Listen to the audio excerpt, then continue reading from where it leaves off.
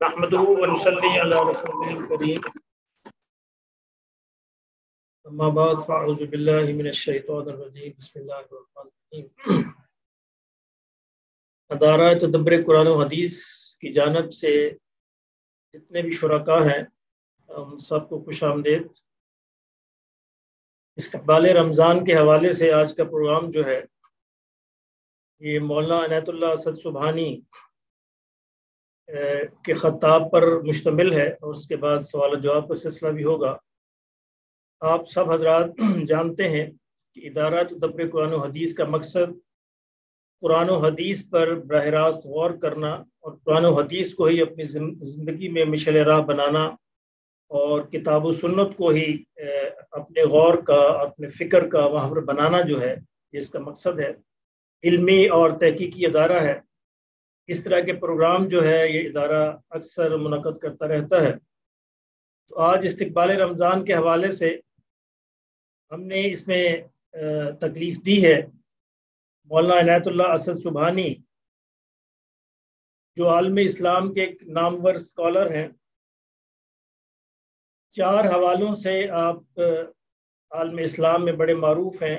एक कुरान पर तहकीक के हवाले से, सीरतुन नबी के हवाले से, फ़िक़्ह के हवाले से और फ़िक्र इस्लामी के हवाले से। हाल ही में पाकिस्तान में इनकी एक किताब तदवीन कुरान के हवाले से मंजर आम पर आई है जो उनकी अरबी किताब का तर्जुमा है। सीरतुन नबी के हवाले से आपका काम भी जाना पहचाना है और फ़िक्र इस्लामी के फ़िक्र के हवाले से भी ख़ास तौर पर हकीकत रजम जो है और मुर्तद के हवाले से आपका काम भी दुनिया इस्लाम जानती है। फ़िक्र इस्लामी के हवाले से भी जिहाद के हवाले से आपका काम मारूफ है।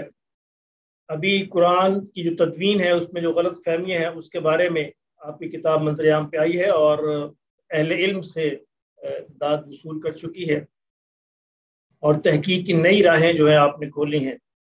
आज इस्तक़बाल रमज़ान के हवाले से हमने इनसे दरख्वास्त की है कि वो इस पे कुछ हमें रोशनी डालें कि इस रमज़ान जो है हमें कैसे गुजारना चाहिए, नबी सल्लल्लाहु अलैहि वसल्लम के रमज़ान के मामूलात क्या थे और रमज़ान के हवाले से जो मुख्तलिफ़ किस्म के सवालात जो हैं हमारे ज़हनों में होते हैं उनके जवाब भी इनायत फरमाएंगे। तो हम खुश आमदीद कहते हैं मौलाना इनायतुल्लाह असद सुबहानी को और अब बग़ैर किसी वक्त के ज़ाया किए हुए मैं उनको दावत ख़ताब देता हूँ। मौलाना इनायतुल्लाह असद सुबहानी। हाँ, अस्सलाम वालेकुम। अभी अब्बा ज्वाइन कर रहे हैं, बस 1-2 मिनट लगेगा। जी जी जी जी हजरात, मौलाना अभी ज्वाइन कर रहे हैं, 1-2 मिनट की बात है। आप सब हजरात जो है ज़ौक़ व शौक़ के साथ तशरीफ़ लाए, आपका बहुत बहुत शुक्रिया। अल्लाह आपको सब कुछ जज़ा अता फरमाए और इस प्रोग्राम को रमज़ान जो है अच्छे तरीके से गुजारने का हमें ज़रिया बनाए ताकि रमज़ान जो है हमारी आखिरत में नजात का और बख्शिश का ज़रिया बने। इस प्रोग्राम में हम इंशाल्लाह मुख्तलिफ हवालों से देखेंगे कि रसूलुल्लाह सल्लल्लाहु अलैहि वसल्लम को रोज़े का हुक्म कब और क्यों दिया गया और तकवा किस कैफियत का नाम है और रमज़ान का तकवे से क्या ताल्लुक़ है और तकवे का रमज़ान से क्या ताल्लुक़ है। रोज़ा दीगर इबादात जो हैं उनसे किस हवाले से मुनफरद है और जुदा है और दीगर इबादात से किस तरह अफजल है। रोज़े में जो रसूलुल्लाह सल्लल्लाहु अलैहि वसल्लम ने फरमाया कि रोज़ा मेरे लिए है, मैं ही उसकी जज़ा हूँ, तो बाकी इबादात के हवाले से ये किस तरह एक अलग हैसियत का हामिल है। मुसलमानों के और अहले किताब के रोज़े में क्या फ़र्क था, नमाज तरावी और रोज़े का आपस में क्या ताल्लुक़ है, इसी तरह एतिकाफ़ का रमज़ान से क्या ताल्लुक़ है। शब कद्र के हवाले से भी इंशाअल्लाह बात होगी। ज़कात के हवाले से भी, क्योंकि रमज़ान को लोग ख़ास ज़कात के हवाले से भी ख़ास करते हैं और रमज़ान के आखिर में ईद उल फित्र का जो मकसद और रूह है उसके हवाले से भी इंशाअल्लाह मौलाना बात करेंगे। तो अब मैं दावा देता हूँ मौलाना को कि वो अपनी बात का आगाज़ फरमाएं। अस्सलाम वालेकुम। वालेकुम अस्सलाम। जुड़ने में देर हुई इसके लिए मदद खाएं, वो कुछ उसकी कनेक्टिंग प्रॉब्लम थी। अल्हम्दुलिल्लाह रब्बिल आलमीन, सल्लल्लाहु अलैहि वसल्लम। اشرح لي صدري ويسر لي واحلل عقدة من لساني يفقهوا قولي. آواز آ رہی ہے؟ جی آواز آ رہی ہے. جی آواز آ رہی ہے کہ نہیں؟ جی آ رہی ہے.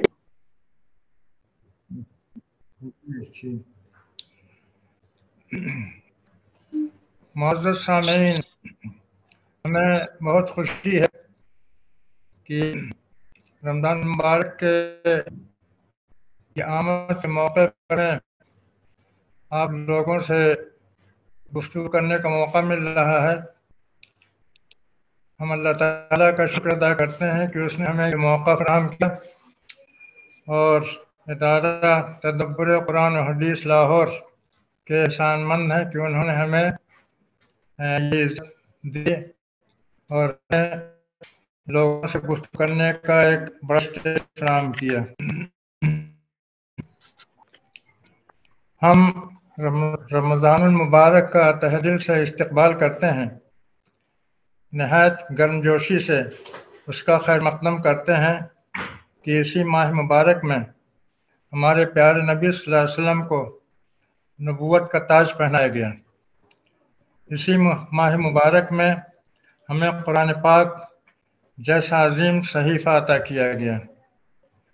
مرحبا مرحبا یا شہر رمضان، مرحبا مرحبا یا شہر رمضان. استقبال رمضان پر گفتگو آگے بڑھانے سے پہلے ہم چاہیں گے کہ رمضان المبارک سے متعلق جو آیات قرآن پاک میں آئی ہیں ان پر مختصر گفتگو ہو جائے. اس سے ہمیں رمضان کی اہمیت اور رمضان کی روحانیت اور رمضان کی اسپرٹ اور اس کے احکام کو سمجھنے میں انشاءاللہ مدد ملے گی. رمضان المبارک کے بارے میں فرمایا گیا کہ یا ایھا الذین آمنوا کتب علیکم الصیام کما کتب علی الذین من قبلکم لعلکم تتقون. یہاں پر خطاب نبی کریم صلی اللہ علیہ وسلم سے نہیں ہے، بلکہ تمام مسلمانوں کو مخاطب کر کے، تمام مومنین کو مخاطب کر کے یہ فرمایا گیا ہے کہ تم پر روزے فرض کیے گئے جس طرح تم سے پہلے کے لوگوں پر فرض کیے گئے تھے. امید ہے کہ تم تقوی کی روش اختیار کرو گے اور اس ماہ مبارک کا احترام کرو گے. ہم سے پہلے کے لوگوں پر جو روزے فرض کیے گئے تھے اس میں ایک خاص چیز یہ ملتی ہے کہ ان کے ہاں کھانے پینے سے پرہیز کرنے کے علاوہ گفتگو سے بھی پرہیز اس میں شامل تھا. یعنی روزے کی حالت میں نہ صرف یہ کہ وہ کھا پی نہیں سکتے ہیں بلکہ آپس میں گفتگو بھی نہیں کر سکتے ہیں. ان کے لیے بس یہی راستہ تھا کہ وہ اللہ تعالیٰ کو یاد کریں، اللہ تعالیٰ کے کلام کی تلاوت کریں، ذکر و تسبیح میں اپنا وقت گزاریں. معلوم ہوتا ہے کہ حضرت عیسیٰ علیہ السلام جب حضرت مریم کی گود میں تھے تو انہوں نے حضرت مریم سے یہ فرمایا تھا کہ وَإِذَا وَإِمَّا تَرَيِنَّ اللہ سے مِنَ درخواست ہے کہ الْبَشَرِ اپنے أَحَدًا مائک بند رکھیں پلیز. فَإِمَّا تَرَيِنَّ مِنَ الْبَشَرِ أَحَدًا فَقُولِي إِنِّي نَذَرْتُ لِلرَّحْمَنِ صَوْمًا فَلَنْ أُكَلِّمَ الْيَوْمَ إِنْسِيًّا. میں نے رمضان الرحمن کے لیے روزے کی نظر مان لی ہے تو میں آج کسی بھی انسان سے گفتگو نہیں کر سکتی. ہمیں بہت سی چیزیں دیتے ہیں، بڑے بڑے بہت سی چیزیں دیتے اس ہیں. سے معلوم ہوتا ہے کہ ان کے یہاں روزے کی حالت میں آپس میں گفتگو کی اجازت نہیں تھی. ہمیں بہت سی چیزیں دیتے ہیں.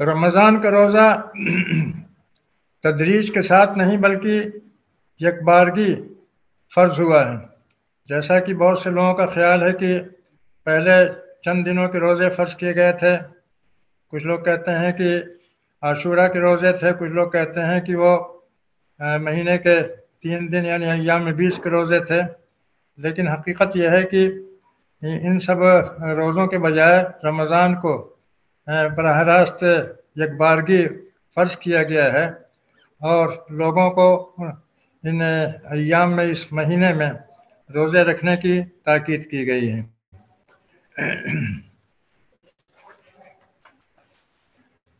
اس سے قرآن پاک میں آیا ہے کہ وَعَلَى الَّذِينَ يُطِيقُونَهُ فِدْيَةٌ طَعَامُ مِسْكِينٍ، تو اس سے لوگوں کو یہ غلط فہمی ہوئی ہے کہ پہلے اس کا اختیار تھا کہ لوگ روزہ رکھیں یا ایک مسکین کو کھانا کھلا دیں، لیکن قرآن پاک کا جو اسلوب ہے اس میں اختیار کا کوئی مفہوم نہیں پایا جاتا ہے، اس لیے کہ روزے کے بارے میں فرمایا گیا کہ یا ایھا الذین آمنوا کتب علیکم الصیام، روزہ تم پر فرض کیا گیا ہے، تو جو چیز فرض کی جاتی ہے اس میں اختیار کا کوئی معنی نہیں ہوتے ہیں، تو وہ اختیار نہیں تھا بلکہ ایک واجبی حکم تھا جس کو کرنا تھا لوگوں کو۔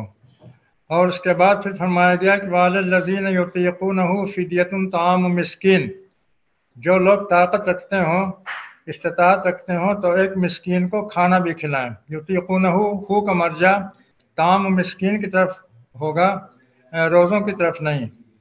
تو عام لوگوں کے لیے تو یہ حکم تھا کہ وہ رمضان کے روزے رکھیں، اور جو اہل استطاعت ہوں، اہل ثروت ہوں، اہل دولت ہوں، تو ان کے لیے یہ تاکید تھی کہ وہ مسکین کو کھانا بھی کھلائیں، یعنی مسکین کو کھانا کھلانا ایک اضافی حکم تھا روزے کے علاوہ۔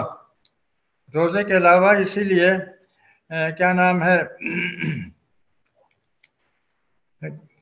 نبی صلی اللہ علیہ وسلم نے فرمایا کہ رمضان شہر المواسات، آپ نے فرمایا کہ یہ شہر الصبر ہے، شہر المواسات ہے۔ مواسات کا مفہوم یہیں سے نکلتا ہے کہ وَعَلَى الَّذِينَ يُطِيقُونَهُ فِدْيَةٌ طَعَامُ مِسْكِينٍ، جو لوگ استطاعت رکھتے ہوں کھانا کھلانے کی، مسکین کو کھانا کھلانے کی، ان پر یہ واجب ہے کہ ایک مسکین کو کھانا بھی کھلائیں۔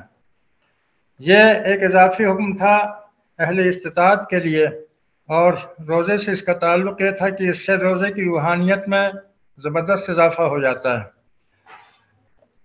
خالی روزہ اپنی جگہ پر ہے، اس کا ثواب اپنی جگہ پر ہے، اس کی اہمیت اپنی جگہ پر ہے، لیکن اگر روزے کے ساتھ انفاق، صدقہ و خیرات، مسکین نوازی، مسکین کو کھانا کھلانا، دوسروں کے پیٹ بھرنا، یہ اگر اس میں شامل ہو جائے تو اس سے رمضان کے روزوں کی روحانیت بہت بڑھ جاتی ہے، اس میں بہت زور پیدا ہو جاتا ہے، کیفیت پیدا ہو جاتی ہے، شفافیت پیدا ہو جاتی ہے۔ تو اس آیت سے عام طور سے لوگوں کو یہ غلط فہمی ہوئی کہ پہلے یہ اختیار تھا کہ مسکین کو کھانا کھلائیں، لیکن یہاں پر بھی جو صیغہ استعمال کیا گیا ہے وَعَلَى الَّذِينَ يُطِيقُونَهُ، علی ہمیشہ وجوب کے لیے آتا ہے۔ علی کا لفظ جو ہے اختیار کے معنی میں نہیں آتا ہے، یعنی علی الذین یعنی کتب علی الذین یطیقونہ فدیۃ طعام مسکین، تو یہ دو حکم آئے تھے ایک ساتھ کہ رمضان کے روزے رکھیں، اور جو اہل استطاعت ہیں مسکین کو کھانا کھلا سکتے ہیں وہ ایک مسکین کو کھانا بھی کھلائیں، ایک مسکین یا جتنے بھی مساکین کو کھلا سکتے ہیں کھانا کھلائیں، یہ ان کی ذمہ داری ہے۔ اس میں مسکینوں کے لیے ایک بہتر انتظام بھی تھا، باعزت انتظام، اور روزے دار کے لیے بھی روزے کو اور زیادہ روحانیت اس کے اندر پیدا کرنے کے لیے اس کے لیے ایک انتظام تھا۔ یہ تو کہنے کا مطلب یہ ہے کہ یہ حکم جو ہے شروع سے وجوب کے ساتھ آیا ہے، اس میں کہیں بھی اختیار کا مفہوم نہیں تھا۔ جو لوگ یہ سمجھتے ہیں کہ پہلے اختیار تھا، اس کے بعد پھر بعد میں شہر رمضان الذی انزل فیہ القرآن یہ حکم آیا تو اس سے واجب ہوا، ایسا نہیں ہے، بلکہ شہر رمضان الذی انزل فیہ القرآن یہ اس کی مزید تاکید ہے کہ اس مہینے کے روزے رکھنے کا حکم کیوں دیا جا رہا ہے، اس لیے کہ اس میں قرآن پاک کی عظیم نعمت تم کو حاصل ہوئی ہے۔ اسی میں یہ بھی فرمایا گیا کہ وَعَلَى الَّذِينَ وَمَنْ كَانَ مِنْكُمْ مَرِيضًا أَوْ عَلَى سَفَرٍ فَعِدَّةٌ مِّنْ أَيَّامٍ أُخَرَ، جو لوگ مریض ہوں یا سفر پر ہوں تو ان کے لیے یہ اجازت ہے کہ وہ دوسرے دنوں میں وہ روزے پورے کر لیں، یعنی وہ روزے کو قضا کر سکتے ہیں۔ یہاں پر یہ بات سامنے رہے کہ آگے چل کر کے فرمایا گیا کہ یرید اللہ بکم اليسر ولا یرید بکم العسر، یعنی اس کا مطلب یہ ہے کہ انسان اگر مسافر ہے، سفر کی حالت میں ہے اور روزہ رکھنے سے وہ مشقت میں پڑ سکتا ہے، یا اگر وہ بیمار ہے اور اس بیماری کی حالت میں روزہ رکھے تو مشقت میں پڑ سکتا ہے، تو ایسے لوگوں کے لیے یہ رخصت ہے کہ وہ روزہ بعد میں قضا کر سکتے ہیں۔ لیکن اگر سفر آسان ہے، آرام دہ ہے اور اس میں کوئی مشقت نہیں ہے اور اگر بیمار ہے تو اس بیماری کی حالت میں آرام سے روزہ رکھا جا سکتا ہے، تو ایسی حالت میں روزے کو قضا کرنا یہ جائز نہیں ہے۔ کچھ لوگوں نے یہ کہا ہے کہ یہ بیماری یا سفر ہو تو اس میں رخصت ہے اور رخصت کو اختیار کرنا یہ بھی مطلوب ہے، ایسی بات نہیں ہے۔ رخصت ہمیشہ مجبوری کی حالت میں ہوتی ہے، اصحاب استطاعت کے لیے رخصت نہیں ہوا کرتی ہے۔ تو یہ ان لوگوں کے لیے رخصت ہے جو شدت مرض کی وجہ سے روزہ نہ رکھ سکتے ہوں یا جو حالت سفر میں ہو اور سفر پر مشقت ہو، تو ان کے لیے اجازت ہے کہ وہ قضا کر سکتے ہیں، بعد میں اتنے ہی روزے پورے کر سکتے ہیں دوسرے دنوں میں۔ اس کے بعد پھر یہ فرمایا کہ وَلَتُكَبِّرُوا اللَّهَ عَلَى مَا هَدَاكُمْ وَلَعَلَّكُمْ تَشْكُرُونَ۔ اس سے معلوم ہوتا ہے کہ روزے کی روح کیا ہے۔ روزے کی روح یہ ہے کہ زیادہ سے زیادہ اللہ تعالیٰ کی کبریائی کو یاد کیا جائے، اس کی کبریائی کے گیت گائے جائیں، اس کی کبریائی کا چرچا کیا جائے، اور اللہ تعالیٰ نے جو نعمت عطا کی ہے اس نعمت کا زیادہ سے زیادہ شکر ادا کیا جائے۔ یہ روزے کی روح ہے۔ اور اسی چیز کو اور آگے چل کر کے کھول دیا کہ فَإِذَا سَأَلَكَ عِبَادِي عَنِّي فَإِنِّي قَرِيبٌ أُجِيبُ دَعْوَةَ الدَّاعِ إِذَا دَعَانِ فَلْيَسْتَجِيبُوا لِي وَلْيُؤْمِنُوا بِي لَعَلَّهُمْ يَرْشُدُونَ۔ جب بندے میرے بارے میں تم سے پوچھیں تو کہہ دو کہ میں قریب ہوں، دور نہیں ہوں۔ یعنی اس کا مطلب یہ ہے کہ روزہ رکھنے کی حالت میں یا روزہ رکھنے کے دوران انسان کے اندر یہ کیفیت، یہ جستجو، یہ تڑپ، یہ طلب پیدا ہونی چاہیے کہ اپنے رب کو تلاش کرے اور اپنے رب سے زیادہ سے زیادہ قریب ہونا چاہے۔ اگر کوئی شخص روزہ رکھتا ہے لیکن اس کے اندر اللہ تعالیٰ کی محبت کے چراغ نہیں جلتے ہیں، محبت کی آگ میں تیزی نہیں آتی ہے، اور وہ بہت ہی پرسکون انداز سے روزے رکھ رہا ہے اور اسے ایک مطلب کوئی خاص کیفیت کا احساس نہیں ہو رہا ہے، تو اس کا مطلب یہ ہے کہ وہ روزہ صحیح معنوں میں روزہ نہیں ہے، اس کے اندر کمی ہے، اس کے اندر وہ بیداری نہیں ہے، وہ زندگی نہیں ہے، وہ حرارت نہیں ہے، وہ توانائی نہیں ہے جو مطلوب ہے۔ حقیقت میں روزہ انسان کو اپنے رب سے جوڑنے کے لیے ہوتا ہے، اور روزے کا مطلب یہ ہے کہ اللہ تعالیٰ کی محبت انسان کے اندر پیدا ہو، اللہ تعالیٰ کی جستجو پیدا ہو، اللہ تعالیٰ سے ملنے کا اشتیاق پیدا ہو، اللہ تعالیٰ کے لیے ایک تڑپ اور ایک اضطرابی کیفیت پیدا ہو۔ یہ مطلوب ہے، روزے کی روح یہی ہے۔ تو اگر یہ کیفیت نہیں ہوتی ہے تو ہمیں فکر مند ہونا چاہیے۔ یہی روزے کی روح ہے جس کو ہم دیکھتے ہیں کہ عید کے موقع پر، عید کے دن کثرت سے اس کا ذکر کیا جاتا ہے کہ اللہ اکبر اللہ اکبر، یہ وَلَتُكَبِّرُوا اللَّهَ عَلَى مَا هَدَاكُمْ، اسی کی تطبیق ہوتی ہے۔ اللہ اکبر لا الہ الا اللہ واللہ اکبر واللہ اکبر وللہ الحمد، اس میں شکر بھی ہے، تکبیر بھی ہے۔ تو رمضان کی حالت میں، روزے کی حالت میں یہ کیفیت ہونی چاہیے کہ اللہ تعالیٰ کی کبریائی کا احساس ہو، اس کی عظمت کا احساس ہو، اور انسان کے اندر زیادہ سے زیادہ تواضع اور فروتنی اور خاکساری اور عجز اور خشیت کی کیفیت پیدا ہو، اور اللہ تعالیٰ کے احسانات کو سمجھے، وہ سمجھے کہ اللہ تعالیٰ نے ہمیں ہدایت دے کر کے، قرآن پاک جیسی نعمت دے کر کے، محمد صلی اللہ علیہ وسلم جیسا نبی عطا کر کے کتنا بڑا فضل فرمایا ہے، کتنی بڑی نعمت عطا کی ہے، کتنا بڑا احسان فرمایا ہے، اس کا احساس ہونا چاہیے۔ اور اس کے بعد پھر روزے اور نماز تراویح کا آپس میں تعلق کیا ہے؟ رمضان میں تراویح کی نمازیں ہوتی ہیں، اور یہ تراویح کیا چیز ہوتی ہے؟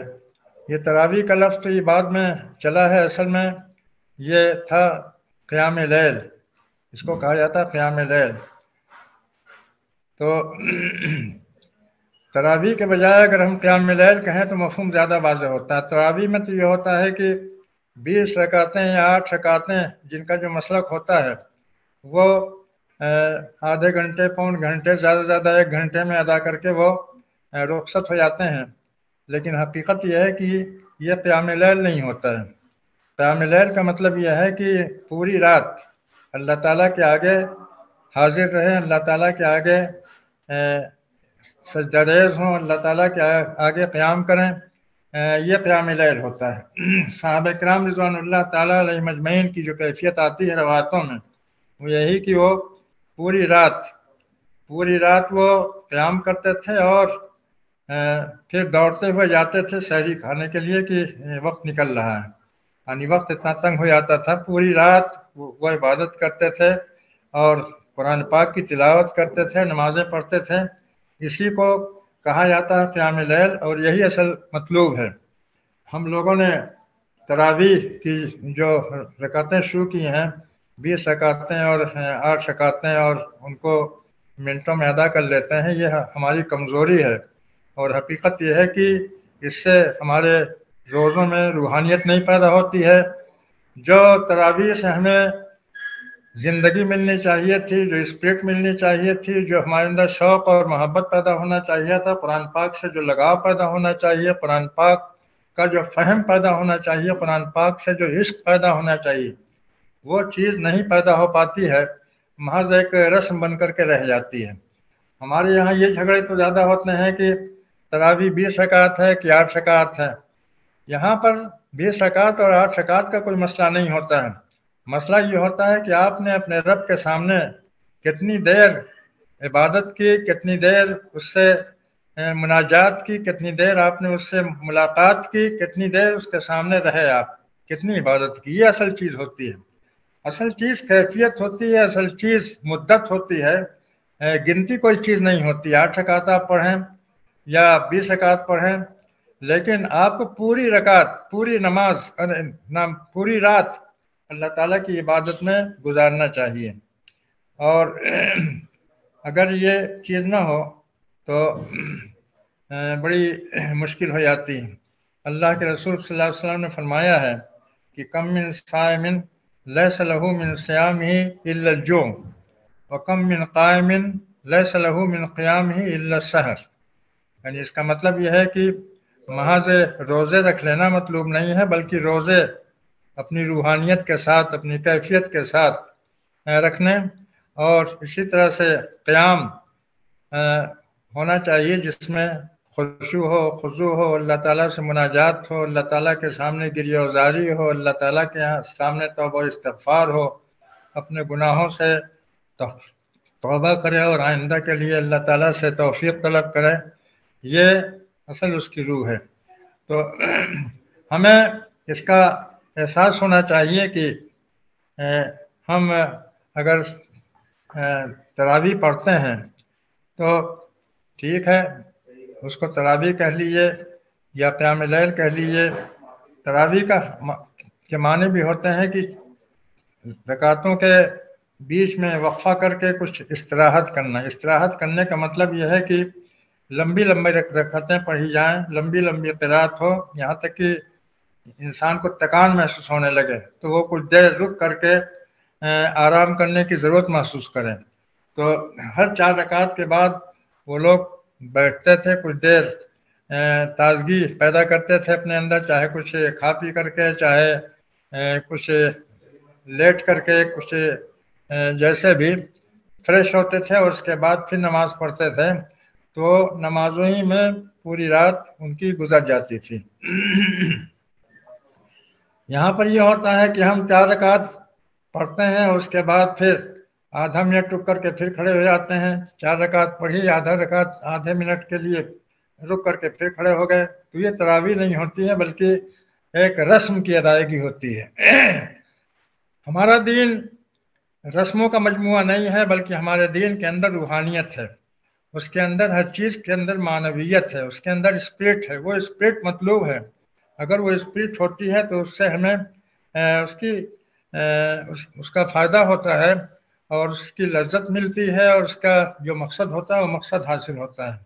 اور اگر وہ اسپرٹ نہ ہو تو پھر حقیقت یہ ہے کہ ہماری ساری جد و جہد وہ اسی زمرے میں آ جاتی ہے کہ نبی صلی اللہ علیہ وسلم فرمایا کہ کم من صائمن لیس لہ من صیامہ الا الجوع، کتنے ہی روزے دار ایسے ہوتے ہیں کہ ان کے حصے میں صرف بھوک آتی ہے، یعنی مطلب یہ ہے کہ اللہ تعالیٰ کے نزدیک وہ روزے قابل قبول نہیں ہوتے ہیں۔ اور اسی طرح سے کتنے ہی قیام کرنے والے ہوتے ہیں جن کے حصے میں سوائے شب بیداری یا جگنے کے اور کچھ نہیں ہوتا ہے۔ تو ہمیں اس کا احساس ہونا چاہیے کہ روزہ ہے، روزہ بھی ہمارے اندر روحانیت پیدا کرنے کے لیے ہے، اللہ تعالیٰ سے محبت پیدا کرنے کے لیے ہے، اللہ تعالیٰ کی طلب پیدا کرنے کے لیے ہے، ہمارے اندر یہ جستجو پیدا ہو کہ ہم اپنے رب کو پالیں، اپنے رب کو خوش کر لیں، اپنے رب سے جتنا ممکن ہو قریب ہو جائیں۔ اور روزے کی یہی روح ہے اور قیام لیل کی بھی یہی روح ہے کہ ہمارے اندر اللہ تعالیٰ سے زیادہ سے زیادہ تعلق پیدا ہو، قرآن پاک سے تعلق پیدا ہو، قرآن پاک کو سمجھنے کا جذبہ پیدا ہو، قرآن پاک پر عمل کرنے کا جذبہ پیدا ہو، ہمارے اندر قرآن پاک کی تعلیمات کے لحاظ سے تبدیلی آئے اور ہم ایک دوسرے ہی انسان بن جائیں۔ رمضان سے پہلے ہم جو تھے، رمضان کے بعد ہمیں کچھ دوسرے ہی ہو جانا چاہیے، ہمارے اندر تبدیلی آنی چاہیے۔ اگر ہمارے اندر کوئی تبدیلی نہیں آتی ہے، ہم اسی جگہ پر کھڑے رہتے ہیں جس جگہ پہلے کھڑے تھے، تو اس کا مطلب یہ ہے کہ ہم نے صحیح معنوں میں سے فائدہ نہیں اٹھایا ہے۔ پھر یہ تو رمضان ہوا، اور رمضان کے آخری ہفتے میں اعتکاف ہوتا ہے۔ اعتکاف کا مطلب یہی ہوتا ہے کہ انسان روزہ رکھتے رکھتے اپنے رب کو اتنا تلاش کرنے لگے یا اس کی اتنی جستجو پیدا ہو جائے انسان کے اندر، یا اتنی محبت پیدا ہو جائے کہ وہ اپنے رب کے دروازے پر اپنے آپ کو ڈال دے، وہ وہاں سے ہٹنا نہ چاہے، اس کا دل چاہے کہ ہم کس طرح سے اپنے رب سے لگے رہیں، لپٹے رہیں، چمٹے رہیں۔ یہ ایک جذبہ ہوتا ہے جو اعتکاف کی شکل میں ظاہر ہوتا ہے۔ اعتکاف دراصل اللہ تعالیٰ سے محبت کی انتہا ہوتی ہے، اللہ تعالیٰ کے ساتھ لگے رہنے کی ایک تڑپ ہوتی ہے، طلب ہوتی ہے۔ یہ اعتکاف کی روح ہے، اور اسی لحاظ سے ہمیں اعتکاف کی اس عبادت کو انجام دینا چاہیے۔ بہت سے علاقوں میں یا بہت سی مسجدوں میں یہ سننے میں آتا ہے، دیکھنے میں بھی آتا ہے کہ بستی کے لوگ کہتے ہیں کہ ہمارے پاس ٹائم نہیں ہے، ہم بہت بزی ہیں، تو وہ کسی سے گزارش کرتے ہیں کہ بھائی تم ہماری مسجد میں اعتکاف کر لو اور ہم تمہیں اتنا دیں گے۔ تو وہ پیسوں سے معاملہ کرتے ہیں اور کرائے کے معتکف تلاش کرتے ہیں۔ یہ بالکل بے معنی سی چیز ہوتی ہے، یہ کوئی اعتکاف نہیں ہوتا ہے۔ اعتکاف کا مطلب کسی رسم کی ادائیگی نہیں ہے، بلکہ اعتکاف کا مطلب یہ ہے کہ خود آپ کے اندر اپنے رب کی طرف لپک پیدا ہو، آپ کے اندر جستجو پیدا ہو۔ آخر نبی کریم صلی اللہ علیہ وسلم کے زمانے میں کیا لوگوں کے پاس مصروفیت نہیں ہوتی تھی؟ نبی کریم صلی اللہ علیہ وسلم زمانے مسجد نبوی پوری بھری رہتی تھی، آباد رہتی تھی معتکفین سے۔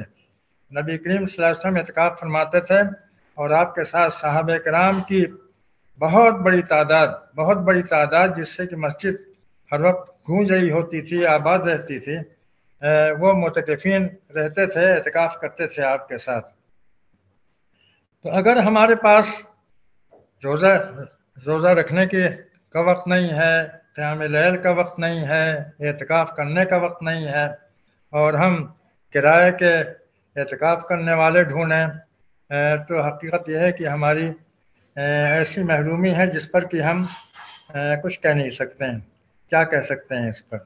یہ بہت خراب حالت ہے جس سے کہ ہمیں نکلنے کی کوشش کرنی چاہیے۔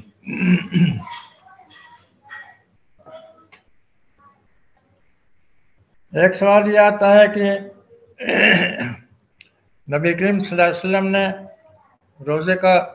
نبی کریم صلی اللہ علیہ وسلم کو روزے کا حکم کب دیا گیا اور کہاں دیا گیا؟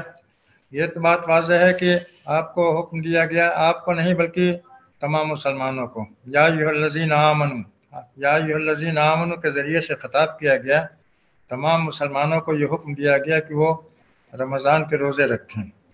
تو یہ حکم مدینہ میں دیا گیا اور کس موقع پر دیا گیا؟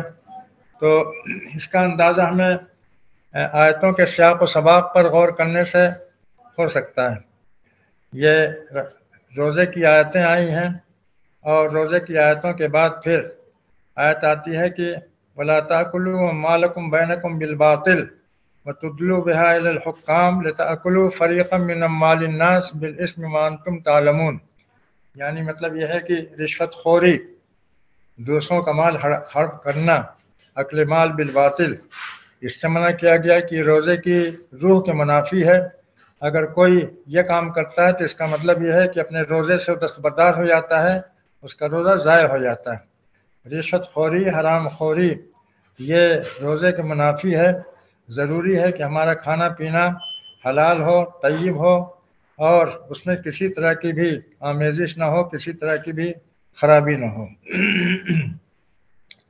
اور اس کے بعد پھر فرمایا کہ وقاتلوا فی سبیل اللہ الذین یقاتلونکم ولا تعتدوا ان اللہ لا یحب المعتدین، جو لوگ تم سے جنگ کر رہے ہیں تم بھی ان سے جنگ کرو۔ یعنی اس کا مطلب یہ ہے کہ روزے سے انسان کے اندر یہ اسپرٹ پیدا ہونی چاہیے کہ ہم اپنے رب کی خاطر جئیں گے، اپنے رب کی راہ میں اپنی جان دیں گے، اور اگر کوئی ہمارے رب کے دین کو نقصان پہنچانا چاہتا ہے یا اس کی کتاب کو نقصان پہنچانا چاہتا ہے یا اس کے نبی کو نقصان پہنچانا چاہتا ہے تو ہم کبھی بھی اس کو برداشت نہیں کر سکتے ہیں اور اس کی راہ میں اپنی جان فدا کر دیں گے۔ یہ روزے کی اسپرٹ ہے، اور اسی لیے تاریخ میں آتا ہے کہ نبی کریم صلی اللہ علیہ وسلم کے زمانے میں جو بدر کی جنگ ہوئی وہ رمضان کے مہینے میں ہوئی۔ تو یہ رمضان کا خاص تعلق ہے جہاد سے، اور اس سے جہاد کی اسپرٹ پیدا ہونی چاہیے، پیدا ہوتی تھی پہلے اور اب بھی پیدا ہونی چاہیے، اور ہمارے روزوں کے اندر زندگی آنی چاہیے، اس کے اندر روحانیت آنی چاہیے۔ اگر ایسا روزہ ہم رکھتے ہیں جس سے کہ ہمارے اندر کوئی روحانیت نہیں پیدا ہوتی ہے، ہمارے اندر کوئی ایمانی حرارت نہیں پیدا ہوتی ہے، ہمارے اندر کوئی جوش و جذبہ نہیں پیدا ہوتا ہے، اپنے دین کی حفاظت کرنے، اپنے دین کو ترقی دینے، اپنے دین کو غالب کرنے کی کوئی اسپرٹ نہیں پیدا ہوتی، تو اس کا مطلب یہ ہے کہ ہم اپنی عبادات سے صحیح معنوں فائدہ نہیں اٹھا رہے ہیں۔ عبادات کا مطلب یہ تھا کہ ہم کچھ ہوتے اور ہم کچھ اور ہو رہے ہیں۔ تقویٰ اسی کیفیت کا نام ہے۔ لعلکم تتقون، لعلکم تتقون کا مطلب یہ ہے کہ اللہ تعالیٰ کا ڈر ہو، اللہ تعالیٰ کی نافرمانی کا خوف ہو، اس کے احکام کا احترام ہو، اس نے جو ہمیں تعلیمات دی ہیں، جو ہدایت دی ہے، اس کی قدر دانی ہو، اور ہم اس کے احکام کو بہت ہی محبت اور دل کی پوری آمادگی کے ساتھ ویلکم کہیں، ان کو قبول کریں، ان کا استقبال کریں، ان کا خیر مقدم کریں۔ تقویٰ صرف روزے سے نہیں حاصل ہوتا ہے، روزے سے بھی تقویٰ انسان کے اندر پیدا ہوتا ہے، اور جتنی بھی عبادات ہیں ان تمام عبادات کو اگر صحیح طور سے انجام دیا جائے تو ان سے بھی تقویٰ پیدا ہوتا ہے، اور اللہ کی کتاب، اس کی تلاوت، اس پر غور و تدبر، اس کے فہم کی کوشش کرنا، اس کے ساتھ اپنے اوقات گزارنا، رات و دن اس کے ساتھ رہنا، یہ چیز انسان کو بہت زیادہ فائدہ پہنچاتی، اس سے بھی انسان کے اندر تقویٰ پیدا ہوتا ہے۔ تو ہمارا پورا دین ہمارے اندر تقویٰ کی اسپرٹ پیدا کرتا ہے اگر صحیح طور سے اس کا اہتمام کریں، اس کو سمجھنے کی کوشش کریں۔ ایک یہ سوال آتا ہے کہ کیا روزہ رکھنے سے پچھلے تمام گناہ معاف ہو جاتے ہیں۔ تو پہلی بات تو یہ سامنے رہنی چاہیے، کسی عبادت سے گناہ معاف نہیں ہوا کرتے ہیں، کسی عبادت سے گناہ معاف نہیں ہوا کرتے ہیں، گناہ معاف ہوتے ہیں توبہ و انابت سے۔ اگر ہم نمازیں پڑھ رہے ہیں، روزے رکھ رہے ہیں، بلکہ حج کر کے آتے ہیں، لیکن اس کے باوجود ہمارے اندر رقت نہیں پیدا ہوتی، ہمارے دل کے اندر نرمی نہیں پیدا ہوتی ہے، اپنے رب کے لیے انابت نہیں پیدا ہوتی ہے، اور جو ہم نے غلطیاں کی ہیں، کوتاہیاں کی ہیں، گناہ کیے ہیں، اس پر ہمارے اندر کچھ ندامت اور کوئی شرمندگی کا احساس نہیں پیدا ہوتا ہے، اور یہ جذبہ نہیں پیدا ہوتا ہے کہ ہم اپنی پچھلی کوتاہیوں کی تلافی کریں اور آئندہ ان کوتاہیوں سے بچنے کی کوشش کریں۔ اگر یہ توبہ انابت کی کیفیت نہیں پیدا ہوتی ہے تو حقیقت میں نہ روزہ ہمارے گناہوں کو معاف کرا سکتا ہے، اور نہ کوئی عبادت ہمارے گناہوں کو معاف کرا سکتی ہے۔ روزے کی روح محبت الہی ہے، اس کی راہ میں جاں بازی اور سرفروشی ہے، اس کا گناہوں کا معاف ہو جانا یہ اس کا بہت ادنا صلہ ہے۔ ورنہ حقیقت میں اگر اللہ تعالیٰ کی عبادت کی جائے، اس سے محبت کی جائے، اس سے دل لگایا جائے، اس کے اندر ایمان کی حرارت پیدا ہو جائے، تو پھر اس کا صلہ جنت کے علاوہ کچھ نہیں ہے۔ گناہوں کی معافی تو ابتدائی درجے کی چیز ہے، اللہ تعالیٰ اس کے بعد بھی انسان کو اپنی خوشنودیوں کے تخت و تاج عطا کرتا ہے جب وہ اپنے بندے سے خوش ہو جاتا ہے۔ حدیث میں آتا ہے، مشہور حدیث ہے کہ لا یزال العبد یتقرب الی لا یزال العبد یتقرب الی بالنوافل حتی احبہ فاذا احببتہ كنت سمعه الذي يسمع به وبصره الذي يبصر به ويده التي يبطش بها وقدمه التي يمشي بها۔ یعنی انسان نوافل کے ذریعے سے اپنے رب سے قریب ہوتا رہتا ہے۔ نوافل کا مطلب یہ ہے کہ فرائض کے علاوہ جو نیکیاں ہیں ان نیکیوں کو خوشی خوشی انجام دینا، یہ نوافل ہے۔ اور نوافل کا تعلق روزوں سے بھی ہوتا ہے، نمازوں سے بھی ہوتا ہے، اور جملہ عبادات سے ہوتا ہے۔ تو انسان اپنے رب سے قریب ہوتا رہتا ہے یہاں تک کہ اس سے محبت ہو جاتی ہے، اور جب اللہ تعالیٰ اس سے محبت کرنے لگتا ہے تو فرماتا ہے کہ میں اس کا کان بن جاتا ہوں جس سے وہ سنتا ہے، میں اس کی آنکھیں بن جاتا ہوں جن سے وہ دیکھتا ہے، میں اس کے ہاتھ بن جاتا ہوں جن سے وہ کام کرتا ہے یا کوئی تصرف کرتا ہے، اور اس کے قدم بن جاتا ہوں جن سے کہ وہ راستہ طے کرتا ہے۔ تو یہ کیفیت ہوتی ہے، یہ بہت بلند کیفیت ہے، اور ظاہر ہے کہ یہ ساری عبادات انسان کو اسی مقام تک پہنچانا چاہتی ہیں۔ محض یہ چیز کہ ہم روزہ رکھ لیں گے تو اس سے ہمارے گناہ معاف ہو جائیں گے، گناہ معاف ہو جانا یہ اصل چیز نہیں ہے۔ اصل چیز یہ ہے کہ ہم اللہ تعالیٰ کی محبت حاصل کر لیں، اللہ تعالیٰ کی محبت کے تخت و تاج حاصل کر لیں، یہ ہماری اصل تمنا ہے۔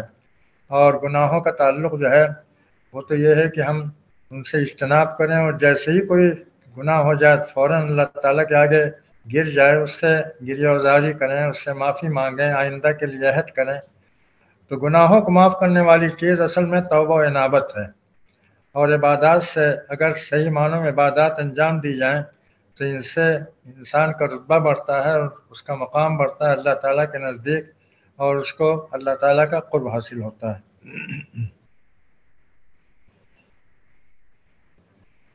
روزہ دیگر عبادات سے افضل کیوں ہے، یہ ایک سوال ہوتا ہے۔ ایسی کوئی بات نہیں ہے، عبادات کے اندر تفاضل نہیں ہے۔ تمام عبادات جو اللہ تعالیٰ نے ہم پر فرض کی ہیں، ہر ایک کی اہمیت ہے، ہر ایک کی کے اندر روحانیت ہے، ان کے اپنے فائدے ہیں۔ تو ہم یہ نہیں کہہ سکتے ہیں کہ روزہ تمام عبادات سے افضل ہے۔ اگر تمام عبادات سے افضل ہونے والی کوئی چیز ہو سکتی تو نماز ہو سکتی ہے۔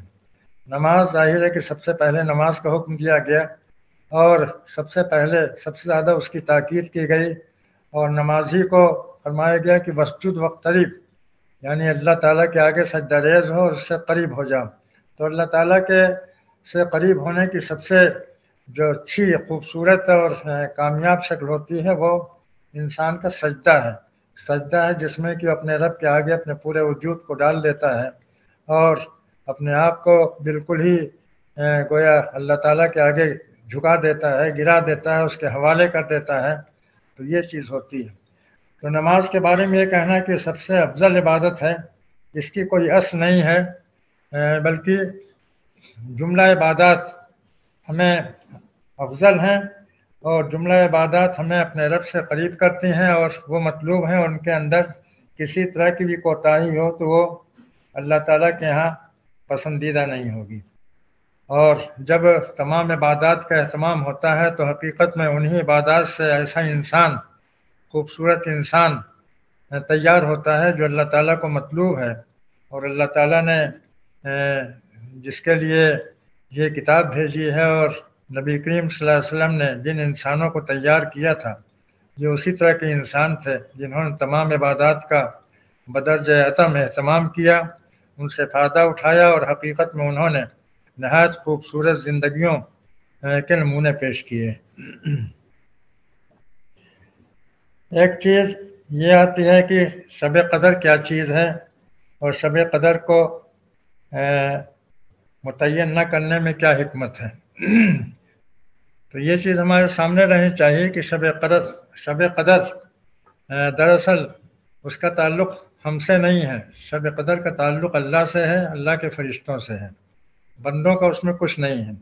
قرآن پاک میں جو ذکر آیا ہے شب قدر کا، انا انزلناہ فی لیلۃ القدر وما ادراک ما لیلۃ القدر، تو وہاں پر یہ ہے کہ ہم نے قرآن پاک کو نازل کیا ہے شب قدر میں، لیلۃ القدر میں، اور تمہیں کیا معلوم کہ لیلۃ القدر کیا ہے؟ لیلۃ القدر خیر من الف شہر، شب قدر جو ہے وہ 1000 مہینوں سے افضل ہوتی ہے، اور اس میں فرشتے نازل ہوتے ہیں اور اللہ تعالیٰ کے فیصلے ہوتے ہیں۔ تو یہ فیصلوں کی رات ہوتی ہے، بہت اہم رات ہوتی ہے، لیکن اس کا یہ مطلب نہیں ہے کہ شب قدر ہم تلاش کریں اور جب ہمیں شب قدر مل گئی تو گویا ہمیں جنت مل گئی اور اللہ تعالیٰ کی خوشنودی کے تخت و تاج مل گئے۔ یہ چیز نہیں ہے۔ اصل میں ہمیں تو پوری زندگی کا امتحان دینا ہے، اللہ تعالیٰ نے ہمیں اس دنیا میں امتحان کے لیے بھیجا ہے، اور پوری زندگی ہماری امتحان ہے، اور پوری زندگی کے امتحان میں ہمیں کامیابی حاصل کرنی ہے۔ اگر ہم کچھ چیزوں کے پیچھے پڑ جائیں کہ لیلۃ القدر تلاش کر لیں، لیلۃ القدر مل جائے گی تو ہمیں جنت مل جائے گی، یہ سب چیزیں جو ہیں وہ ہمیں اپنے مقصد سے غافل کرنے والی ہیں۔ کبھی بھی ہمیں ثواب اور اجر کمانے کے چکر میں نہیں ہونا چاہیے۔ ثواب کمانا، ثواب بٹورنا، اجر بٹورنا، یہ اصل مطلوب نہیں ہے۔ اصل مطلوب یہ ہے کہ اللہ تعالیٰ کی محبت ہمیں حاصل ہو جائے، اور اللہ تعالیٰ کی محبت اسی وقت حاصل ہو سکتی ہے جب کہ ہم مکمل طور سے اپنے آپ کو اس کے سپرد کر دیں، اس کے دین کے سپرد کر دیں، ہمارا مرنا اور جینا، اٹھنا اور بیٹھنا اللہ کے لیے ہو جائے۔ تو جب یہ کیفیت ہوتی ہے تب وہ صحیح معنوں میں ایک بندہ مومن کی کیفیت ہوتی ہے، جو بندہ مومن اللہ تعالیٰ کو مطلوب ہے۔ باقی ہم اس چکر میں پڑیں کہ فلاں کام کرنے سے اتنا اجر ملے گا، فلاں کام کرنے سے اتنا اجر ملے گا، فلاں کام کرنے سے اگلے پچھلے تمام گناہ معاف ہو جائیں گے، فلاں کام کرنے سے ہمیں حج کا ثواب مل جائے گا، فلاں کام کرنے سے ہمیں عمرے کا ثواب ملے گا۔ یہ سب گڑھی ہوئی روایتیں ہیں۔ ان گڑھی ہوئی روایتوں کے چکر میں یہ امت پڑھ کر کے اس نے اپنے مقام کو کھو دیا ہے۔ وہ امت جو اس دنیا کی امامت اور قوموں کی قیادت کے لیے پیدا کی گئی تھی، جس کا کام یہ تھا کہ وہ دنیا کی رہنمائی کرے، جس کا کام یہ تھا کہ وہ علم و حکمت میں سب سے آگے رہے، جس کا کام یہ تھا کہ وہ علم میں پیشوائی کرے، وہ قوم علم میں پست ہو گئی، پسماندگی کا شکار ہو گئی، اور فلاں کام کر کے اتنا ثواب حاصل کر لیں، فلاں کام کر کے یہ اتنا ثواب حاصل کر لیں، اس چکر میں اس نے اپنی حیثیت کھو دی۔ تو شب قدر کا اصل مطلب یہ نہیں ہے کہ ہم شب قدر پالیں، اس روز شب بیداری کر کے ہم جنت حاصل کر لیں، اللہ تعالیٰ کی خوشنودی حاصل کر لیں، ایسا نہیں ہے۔ شب قدر فیصلوں کی رات ہوتی ہے، اس رات میں فیصلے ہوتے ہیں، اللہ تعالیٰ کے بڑے بڑے فیصلے ہوتے ہیں، قوموں کی قسمتوں کے فیصلے ہوتے ہیں، اور شب قدر کا ہر سال آنا بھی ضروری نہیں ہے۔ یہ اللہ تعالیٰ کے علم ہے کہ شب قدر کتنے سالوں کے بعد آتی ہے، کس موقع پر آتی ہے۔ جب اس کے فیصلوں کے وقت ہوتے ہیں تو اس وقت شب قدر ہوتی ہے، اور شب قدر میں اللہ تعالیٰ کے فیصلے ہوتے ہیں۔ انا انزلناہ فی لیلۃ مبارکہ انا کنا منذرین فیہا یفرق کل امر حکیم۔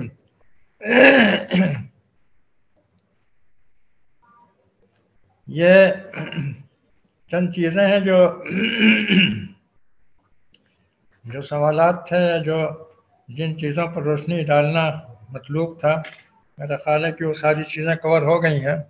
اب اگر آخر میں ہم یہی کہنا چاہیں کہ ہمیں اصل میں اپنے مقام کو پہچاننا چاہیے، اور جتنی بھی عبادات ہیں ان عبادات کی اہمیت کو سمجھنا چاہیے، اور یہ سمجھنا چاہیے کہ ہمیں اللہ تعالیٰ نے ایک خاص مقام عطا کیا ہے۔ اللہ تعالیٰ نے جب ہمیں اپنی کتاب دی تو اپنی کتاب دینے کا مطلب یہ ہے کہ اس نے ہمارے لیے بہت اونچا مقام طے کیا ہے اور ہمیں قوموں کی امامت کا منصب عطا کیا ہے۔ تو ہم اپنے اس منصب کو یاد کریں، قرآن پاک سے اپنا تعلق پیدا کریں، قرآن پاک کو سینے سے لگائیں، دل و جان میں اس کو بسائیں، اور یہ سمجھیں کہ قرآن پاک دراصل یہی ہماری دنیا ہے اور یہی ہماری آخرت ہے۔ اگر قرآن پاک کو ہم صحیح معنوں میں اپنے دل و جان میں بسا لیں اور اس کو سمجھنے، اس پر عمل کرنے کی کوشش کریں، اس کی نمائندگی کریں اپنے قول و عمل سے، اپنے اخلاق و کردار سے، تو حقیقت میں یہی ہماری ترقی ہے، یہی ہماری معراج ہے، اور یہی ہم سے مطلوب ہے۔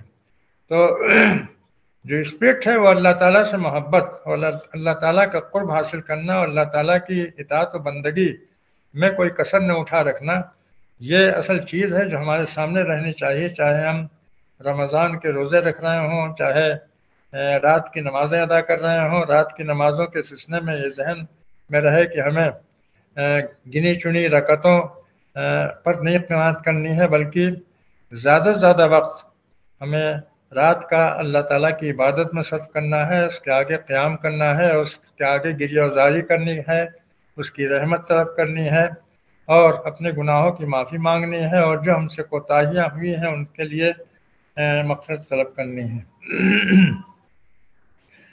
یہ چند باتیں ہیں جو اس موقع پر عرض کرنی مناسب سمجھی۔ اللہ تعالیٰ ان باتوں کو دلوں میں جگہ دے، اور ان باتوں میں جو اچھی اور اس کی مرضی کی، اس کی خوشنودی کی باتیں ہوں ان کو دلوں میں قائم رکھے، اور جو ہم سے غلط بات ہوئی ہو تو اس کو معاف کرے ہو۔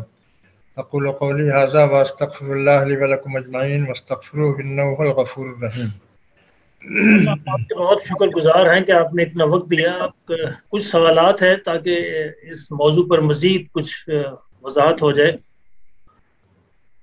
مولانا ایک روایت میں آتا ہے کہ الصوم لی وانا اجزی بی یا اجزا بی، تو کہ روزہ میرے ہی لیے ہے، میں ہی اس کی جزا دیتا ہوں، جبکہ ساری عبادت اللہ ہی کے لیے ہے۔ اللہ کہتا ہے کہ انا صلاتی و نسکی و محیای و مماتی للہ رب العالمین۔ تو اس روایت کا کیا مفہوم لیا جائے گا؟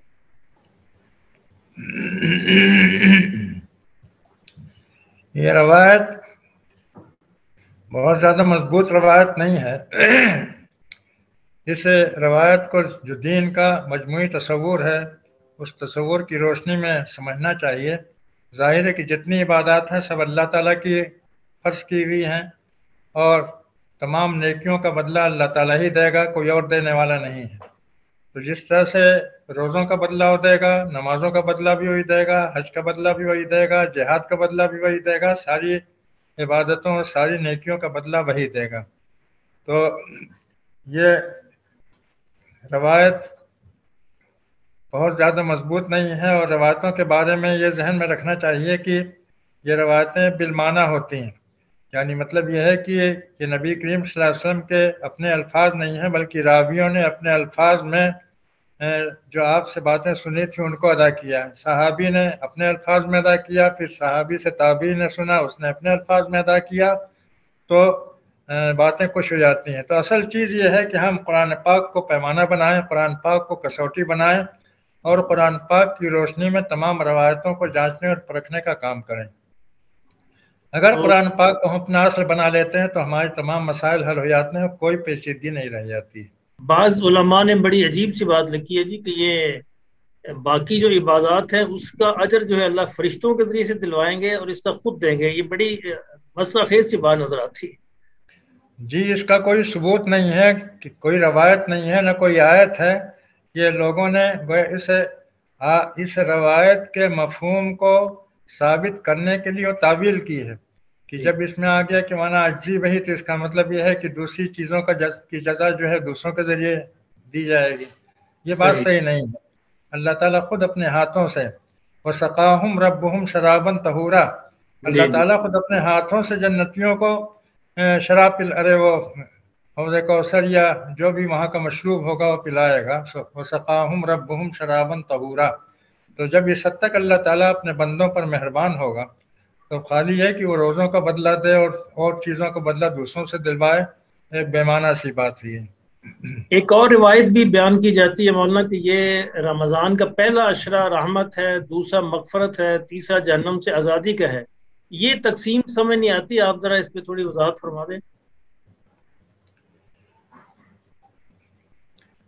मतलब यह है कि ये तकसीम किस बुनियाद पर हम करेंगे। अगर कोई शख्स फ़र्ज़ किए कि पहले ही अशरे में वो रोज़ा रखते रखते गुजर गया, चला गया, तो क्या मतलब वो मग़फ़िरत से महरूम हो गया या क्या मतलब है? इसका कोई मतलब नहीं है। पूरा रमज़ान अल्लाह ताला की इबादत का महीना है। पूरे रमज़ान में अल्लाह ताला की रहमतें बरसती हैं रोज़ेदारों पर, और पूरा रमज़ान अल्लाह ताला का क़ुर्ब हासिल करने, उसकी मोहब्बत हासिल करने का ज़रिया होता है। तो इसी पर हमें वो करना चाहिए, तवज्जो देनी चाहिए, और बाकी लोगों के अक़वाल, लोगों की तावीलात उसके चक्कर में पड़ने से कोई हासिल नहीं। मतलब ये रमज़ान में लोग सलातुत तस्बीह का एहतमाम करते हैं। ये सलातुत तस्बीह क्या चीज़ है? क्या इसका एहतमाम रमज़ान में या रमज़ान के अलावा कोई चीज़ है ये? अब ये सब जो चीज़ें मुख्तलिफ नामों से ईजाद की गई हैं, नबी करीम सल्लल्लाहु अलैहि वसल्लम के ज़माने में तो सलातुत तस्बीह का कोई ज़िक्र मिलता नहीं है, न उसका कहीं कुछ पता चलता है। तो है ये कि हमारा दीन बहुत सीधा सादा है, हर एक की समझ में आने वाला है, और वो दीन जो है कुरान पाक में और नबी करीम सल्लल्लाहु अलैहि वसल्लम की सुन्नत में वाज़ेह तौर से मौजूद हैं। तो अब ये सब चीज़ें जो हैं ये सूफिया किराम ने कुछ अपने लिए मज़ीद अमल बनाए हैं, कुछ अपने तशख़्ख़ुस को नुमायाँ करने के लिए, कि मतलब उनके यहाँ इन चीज़ों का एहतमाम होता है। तो असल में तो हमें जो महकमात हैं उन महकमात पर अमल करना चाहिए, और उन महकमात ही से हमें ग़िज़ा हासिल करनी चाहिए। कुरान पाक हमारी सबसे बड़ी दौलत है, सबसे बड़ी नेमत है, और नबी करीम सल्लल्लाहु अलैहि वसल्लम की सीरत का एहतमाम होना चाहिए। नबी सल्लल्लाहु अलैहि वसल्लम की क्या सीरत थी, क्या सुन्नत थी, कैसे आप रहते थे, कैसे आप उठते बैठते थे, कैसे आप लोगों की तरबियत करते थे, कैसे आप इस्लाम के लिए जिद्दोजहद करते थे, ये सारी चीज़ें हमारे सामने रहनी चाहिए। ये रमज़ान में अगर हम ज़कात अदा करेंगे तो क्या उसका अजर बढ़ जाएगा? अक्सर लोग रमज़ान को मखसूस करते हैं। ये नुक्ता रह गया था, मेरे ज़हन नहीं रहा। असल में जितने भी फ़राइज़ हैं, जितनी भी वाजिबात हैं, उनके बारे में मतलब यह है कि अव्वल वक्त में उनको अदा किया जाए। अगर हमारे माल में ज़कात फ़र्ज़ किए कि रजब में या ज़िक़ाद में वाजिब हो जाती है, तो अब उसको फ़ौरन निकलना चाहिए, और जो उसके हक़दार हैं उन हक़दारों तक पहुँचनी चाहिए। अब अगर उसको हम उठा रखें इस माने में कि रमज़ान में हम उसको अदा करेंगे तो हमारा अज्र बढ़ जाएगा, ये गलत बात है। ये रमज़ान की नेकियां अलग नेकियां हैं। वो पिछली नेकियों को रोक करके रमज़ान के लिए मौखर करना और दूसरों के हुकूक को मौखर करना, ये बहुत बड़ा जुल्म है, ज़्यादती है। ये तो है ये कि जब भी जो चीज़ वाजिब हो उसको फ़ौरन अदा होना चाहिए। रमज़ान इन्फाक का महीना है और दर्जात उसमें बुलंद होते हैं, या उसमें अजर सवाब ज़्यादा मिलता है। इसका मतलब यह है कि ख़ुद हमें रमज़ान के अंदर वो नेकियां करनी हैं, रमज़ान के अंदर इन्फाक करना है, वो ज़कात के अलावा। ज़कात जब वाजिब हो फ़ौरन उसको अदा होना चाहिए, اور اگر اس کو مؤخر کریں گے، دیر کریں گے، لیٹ کریں گے تو اس کا گناہ ہو سکتا ہے، اس لیے کہ ہم نے حقداروں تک ان کا حق اول وقت میں نہیں پہنچایا، ان کو نقصان پہنچایا، تو یہ تو گناہ کی بات ہو سکتی ہے۔ صحیح بات یہ ہے کہ جو چیز واجب ہو جائے اس کو فوراً ادا کیا جائے، اس کے بعد اگر رمضان میں آپ کو زیادہ سے زیادہ ثواب حاصل کرنا ہے تو الگ سے آپ انفاق کیجیے، الگ سے غریبوں کی مدد کیجیے، الگ سے مسکینوں کو کھانا کھلائیے۔ یہ نہیں کہ زکوٰۃ کو ہم روک کے رکھے ہوئے تھے، اسی زکوٰۃ سے ہم مسکینوں کو کھانا بھی کھلا رہے ہیں، غریبوں کی مدد بھی کر رہے ہیں، تو ایسا نہیں ہے۔ اللہ تعالیٰ کے ساتھ یہ گویا معاملہ کرنا یہ بہت ہی گھٹیا قسم کا معاملہ ہے۔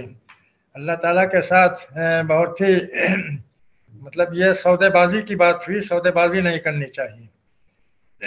ہر چیز کا وقت ہے اور اس کو اپنے وقت پر ادا ہونا چاہیے۔ اب ایسے ہی اگر کوئی روک کے رکھے کہ صاحب نمازیں جو ہیں رمضان میں زیادہ قبول ہوں گی اور زیادہ ان کا اجر ملے گا، تو سال بھر کی نمازیں روک کر کے اور پورے مہینے نماز پڑھے، رات دن کی پوری سال بھر کی نمازیں ہو جائیں، تو یہ ناسمجھی کی بات ہے۔ یہ مولانا بڑی اچھی وضاحت ہو گئی، تو ورنہ تو ہم تو یہی پلان کر رہے تھے کہ نمازیں جمع کر لیتے ہیں، رمضان میں پڑھ لیں گے، زیادہ ثواب مل جائے گا۔ آپ نے اچھا کیا بتا دیا۔ تو یہ یوسف حلیم صاحب یہ پوچھنا چاہ رہے ہیں کہ اگر معتکف جو ہے مسجد کی محراب میں داخل ہو جائے تو کیا اس کا اعتکاف جو ہے ختم ہو جائے گا؟ کیا یہ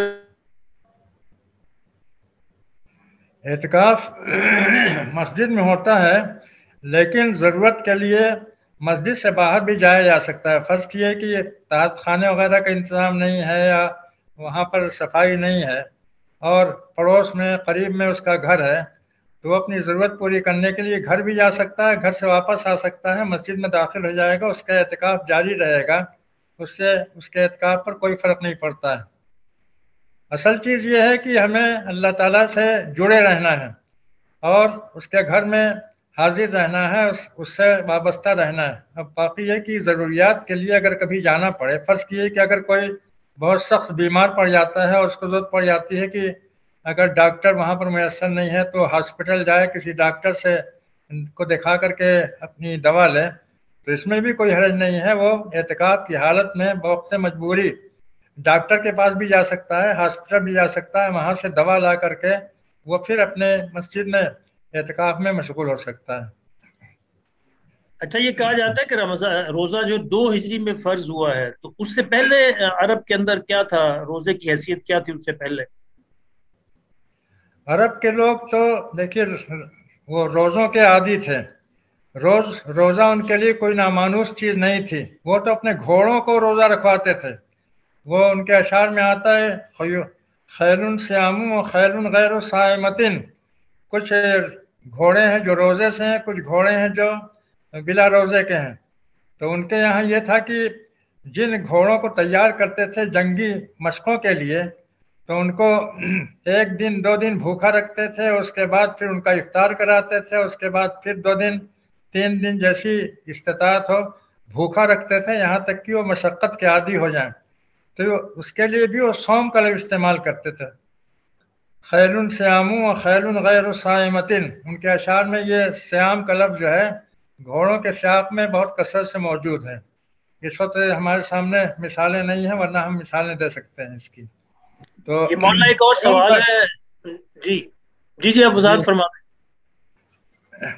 کہنے کا مطلب یہ ہے کہ صوم کوئی نئی چیز نہیں ہے اور عرب کہ لوگ اس سے پوری طرح سے واقف تھے، مانوس تھے، اور جب صیام کا حکم آیا ہے تو ان کے لیے کوئی اجنبی چیز نہیں تھی کہ لوگ کہتے ہیں کہ ان کو عادت نہیں تھی اس لیے 2 دن 3 دن کے روزے فرض کیے گئے اور اس کے بعد پھر پورے مہینے کے روزے فرض کیے گئے، ایسی کوئی بات نہیں ہے۔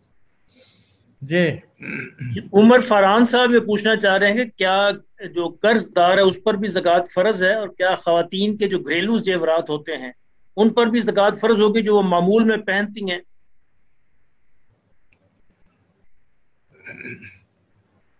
جو زیورات پہننے کے ہوتے ہیں عام طور سے پہننے کے مطلب اس کے پیچھے یہ نیت نہیں ہے کہ وہ پیسوں کو محفوظ کرنے یا مالیت کو محفوظ کرنے کے لیے یہ زیورات ہیں، بلکہ پہننے کے لیے۔ تو جو استعمال کی چیزیں ہوتی ہیں ان پر زکوٰۃ نہیں ہوا کرتی، مثال کے طور پر کسی کے پاس کار ہے، وہ لاکھوں کی کار ہے، لیکن یہ کہ برابر اس کو استعمال کرتا ہے، اس کو لے کر کے آتا جاتا ہے، تب اس کار پر کوئی زکوٰۃ نہیں ہوگی۔ یا اور جانور ہیں، اس کی سواری کے جانور ہیں، قیمتی جانور ہیں، تو ان پر کوئی زکوٰۃ نہیں ہوگی۔ لیکن جو چیز مال کو محفوظ کرنے کے لیے یا تجارت کی نیت سے محفوظ کی جائے تو اس پر زکوٰۃ ہوا کرتی ہے۔ اور کیا وہ قرض والی بات کیا پوچھی آپ نے؟ وہ کہہ رہے تھے کیا قرض دار جو ہے وہ بھی زکوٰۃ ادا کرے گا؟ مطلب اگر وہ صاحب نصاب ہے تو قرض دار کیوں ہے؟ وہ یعنی قرض ادا نہیں کرنا چاہتا ہے یا کیا؟ اگر صاحب نصاب ہے تو اس کو اول فرصت میں قرض ادا کرنا چاہیے، اور قرض ادا کرنے کے بعد اگر اس کے پاس نصاب باقی رہتا ہے تو اس کی زکوٰۃ نکالے۔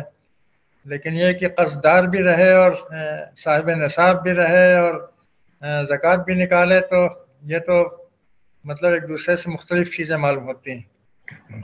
تراویح کی نماز کے بارے میں تو آپ نے ماشاءاللہ کافی وضاحت کر دی ہے، لیکن ایک اور کنفیوژن ہمارے ذہنوں میں عام طور پر لوگوں پہ ہے۔ کچھ لوگ ہمارے حضرات کہتے ہیں کہ تراویح اصل میں تہجد ہی کی نماز ہے، اور کچھ کہتے ہیں کہ نہیں، تہجد اور تراویح الگ الگ سے نمازیں ہیں۔ تو آپ کیا فرماتے ہیں اس کے بارے میں؟ اصل میں تراویح کے بجائے قیام لیل ہے۔ قیام لیل میں جو ہے پوری نماز آ جاتی ہے۔ تہجد کا مطلب یہ ہے کہ کچھ سونے کے بعد کچھ سو کر کے پھر اٹھ کر کے نماز پڑھنا، اور قیام لیل میں یہ بھی ہو سکتا ہے کہ آدمی عشاء کی نماز کے بعد وہ قیام لیل میں داخل ہو جائے، اور یہ بھی ہو سکتا ہے کہ اگر وہ کچھ آرام کی ضرورت محسوس کر رہا ہے تو گھنٹہ، 1.5 گھنٹہ، 2 گھنٹہ آرام کر کے پھر وہ مصلی پر آ جائے۔ تو یہ سب قیام لیل ہے۔ قیام لیل میں تہجد بھی شامل ہے، اس میں کوئی فرق نہیں ہے۔ وہ تہجد جو ہے وہ قیام لیل کا جز بن جائے گا۔ عام دنوں میں وہ تہجد ہوتا ہے اور رمضان میں قیام لیل ہو جاتا ہے۔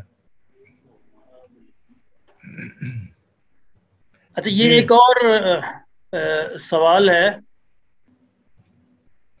کہ رمضان میں سماعت قرآن کی محفلیں بہت اہتمام سے رکھی جاتی ہیں، لیکن پچھلے 2-3 سال سے لوگوں نے یہ کچھ اعتراض شروع کر دیے ہیں کہ یہ بدعت میں شمار کیا جائے گا۔ تو آپ اس میں کیا کہتے ہیں؟ اگر کوئی خاص محفل رکھی جائے سماعت قرآن کی، بدعت میں شمار ہوگی یا نہیں ہوگی؟ سماعت قرآن دیکھیے، سماعت شبینہ بعض لوگ کرتے ہیں۔ سماعت قرآن یا شبینہ یہ کوئی چیز نہیں ہے، اس کی کوئی حقیقت نہیں ہے۔ سماعت قرآن کوئی چیز نہیں ہے۔ اصل چیز یہ ہے کہ قرآن پاک کو پڑھیں اور سمجھیں بلا فہم کے خالی سماعت کی محفلیں جمانا، یہ دراصل اپنے اصل فرض سے غافل ہونا ہے، اور اصل فرض کو کنارے ڈال دینا، سائڈ میں ڈال دینا ہے۔ تو سماعت کے بجائے اگر یہ محفلیں منعقد کی جائیں تاکہ قرآن پاک کو سمجھا جائے، قرآن پاک پر تدبر کیا جائے، قرآن پاک پر مذاکرے کیے جائیں، قرآن پاک کے پیغام کو سمجھنے سمجھانے کی کوشش کی جائے، تو یہ اصل چیز ہے، اور قرآن پاک اسی لیے آیا ہے۔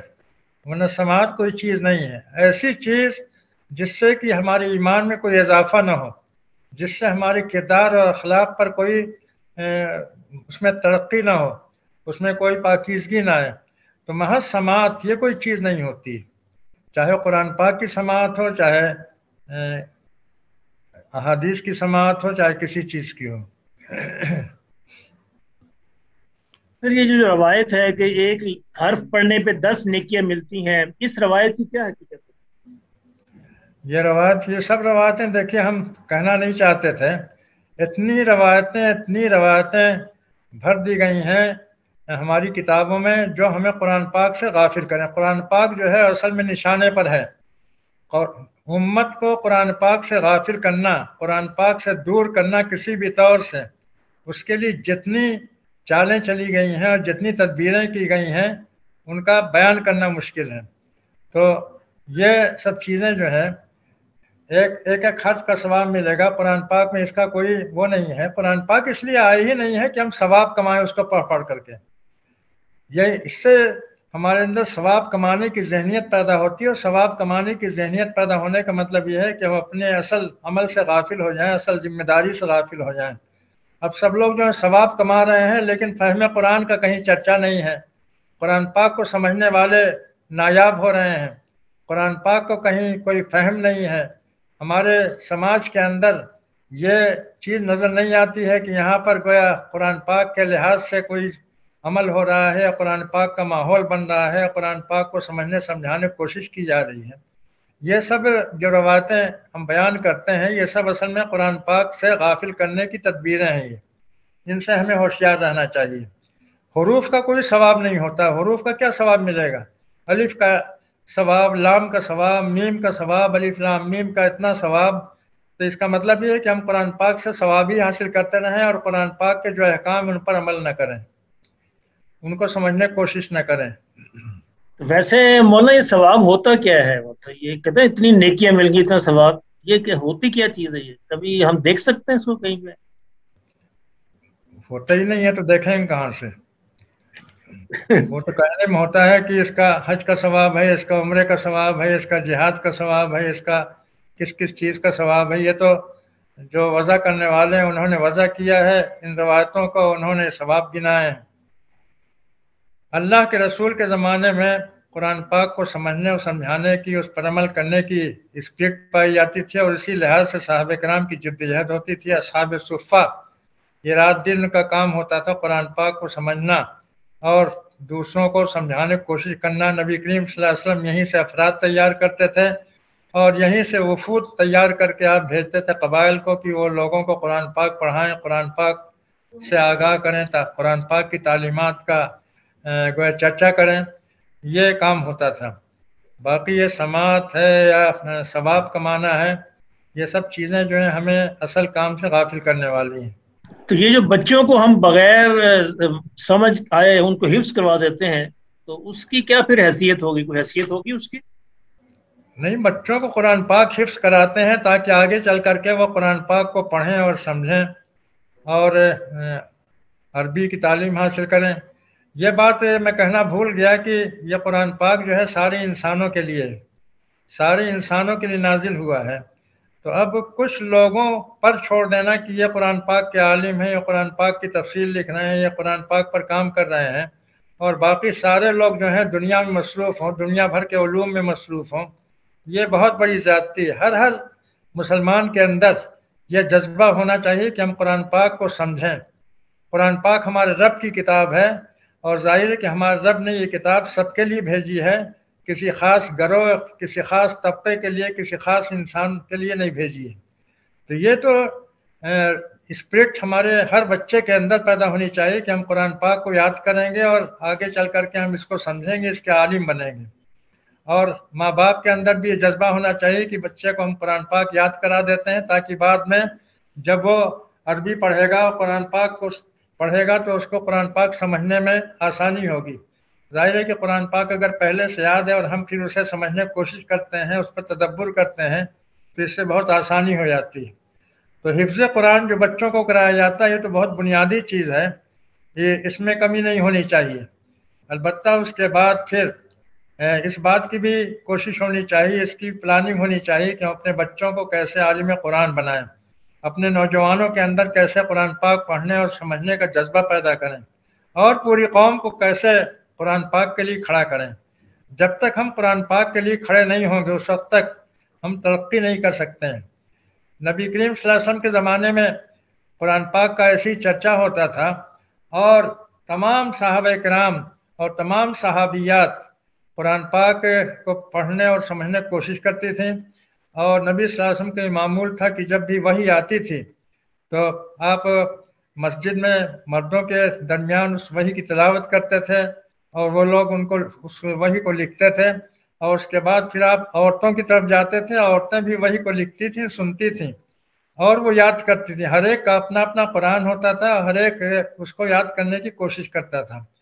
تو قرآن پاک کو یاد کرنا یہ تو بہت بڑی نیکی ہے، بہت اچھی چیز ہے، اور یہ چیز آگے کے لیے ہمیں تیار کرے گی کہ ہم قرآن پاک کو سمجھیں اور قرآن پاک کے لحاظ سے اگلی زندگی کی تعمیر کریں۔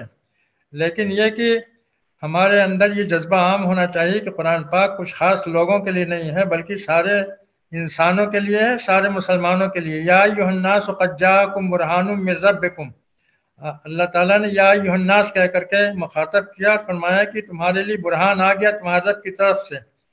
تو اس کا مطلب یہ ہے کہ ہر انسان کا یہ فرض ہوتا ہے کہ قرآن پاک کو اپنے دل و دماغ میں بسائے اور قرآن پاک سے اپنا رشتہ قائم کرے۔ یہ ہماری بہت بڑی محرومی ہے کہ ہم نے قرآن پاک کو پس پوش ڈال دیا، اور اسی کی وجہ سے ہم جس ذلت اور نکبت اور غلامی کے دور سے گزر رہے ہیں، یہ دراصل اسی کا عذاب ہے۔ یہ اللہ تعالی ہمیں توفیق دے اور اپنے عذاب سے محفوظ رکھے۔ مولانا ہمارے ایک ساتھی کا سوال ہے کہ ایک شخص نے مجھ سے قرض لیا لیکن واپس نہیں کر رہا، میں صاحب نصاب اس وقت بنتا ہوں جبکہ وہ مقروض میری رقم مجھے واپس کر دے، اس صورت میں کیا مجھے زکوٰۃ ادا کرنا ہوگی؟ نہیں، جو مال اپنے ہاتھ میں ہو بس اسی کی زکوٰۃ ادا کی جاتی ہے۔ اگر کوئی مال دوسرے کے ہاتھ میں ہے جو اپنے تصرف میں نہیں ہے تو اس پر زکوٰۃ نہیں واجب ہوتی ہے۔ اب اگر وہ قرض نہیں ادا کر رہا ہے تو اس کو سمجھائیں، اگر وہ قرض ادا کرنے کی پوزیشن میں ہے تو وہ قرض کو ادا کرے، اور اس کے بعد پھر جب وہ مال اس کے ہاتھ میں آ جائے تو اس کی وہ زکوٰۃ نکالے گا سال گزرنے کے بعد۔ یعنی یہ نہیں کہ قرضدار نے قرض ادا کیا تو فوراً جو ہے وہ اس پر زکوٰۃ واجب ہو جائے، نہیں، بلکہ اس مال پر ہمارے گھر میں یا ہمارے اس میں رہتے ہوئے اس پر سال گزرنا ہے۔ تو جب قرض دار جو ہے مال ادا کر دے تو اس کے بعد پھر ایک سال گزرنے کے بعد وہ اس کی زکوٰۃ ادا کرے، لیکن جب تک وہ مال قرض دار کے ہاتھ میں ہے اس پر زکوٰۃ واجب نہیں ہوگی۔ تو یہ ایک عمر فاران صاحب پوچھتے ہیں کیا قرض کی ادائیگی کے لیے کسی شخص کو زکوٰۃ دی جا سکتی ہے؟ یعنی زکوٰۃ میں کسی ایسے شخص کو دے دوں جس نے قرض ادا کرنا ہے، اس کی ہیلپ کرنے کے لیے؟ ہاں، اگر وہ مجبور ہے اور قرض ادا کرنے کی پوزیشن میں نہیں ہے تو ہم اس کی مدد کر سکتے ہیں۔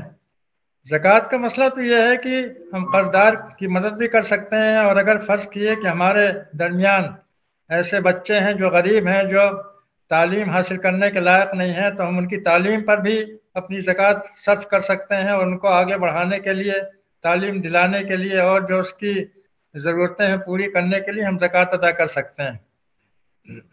یہ رمضان کے بارے میں کہا گیا کما کتب علی الذین من قبلکم لعلکم تتقون، جو پچھلی قومیں تھیں ان کے اور ہمارے روزے میں کوئی فرق ہے یا وہی چیز ہے؟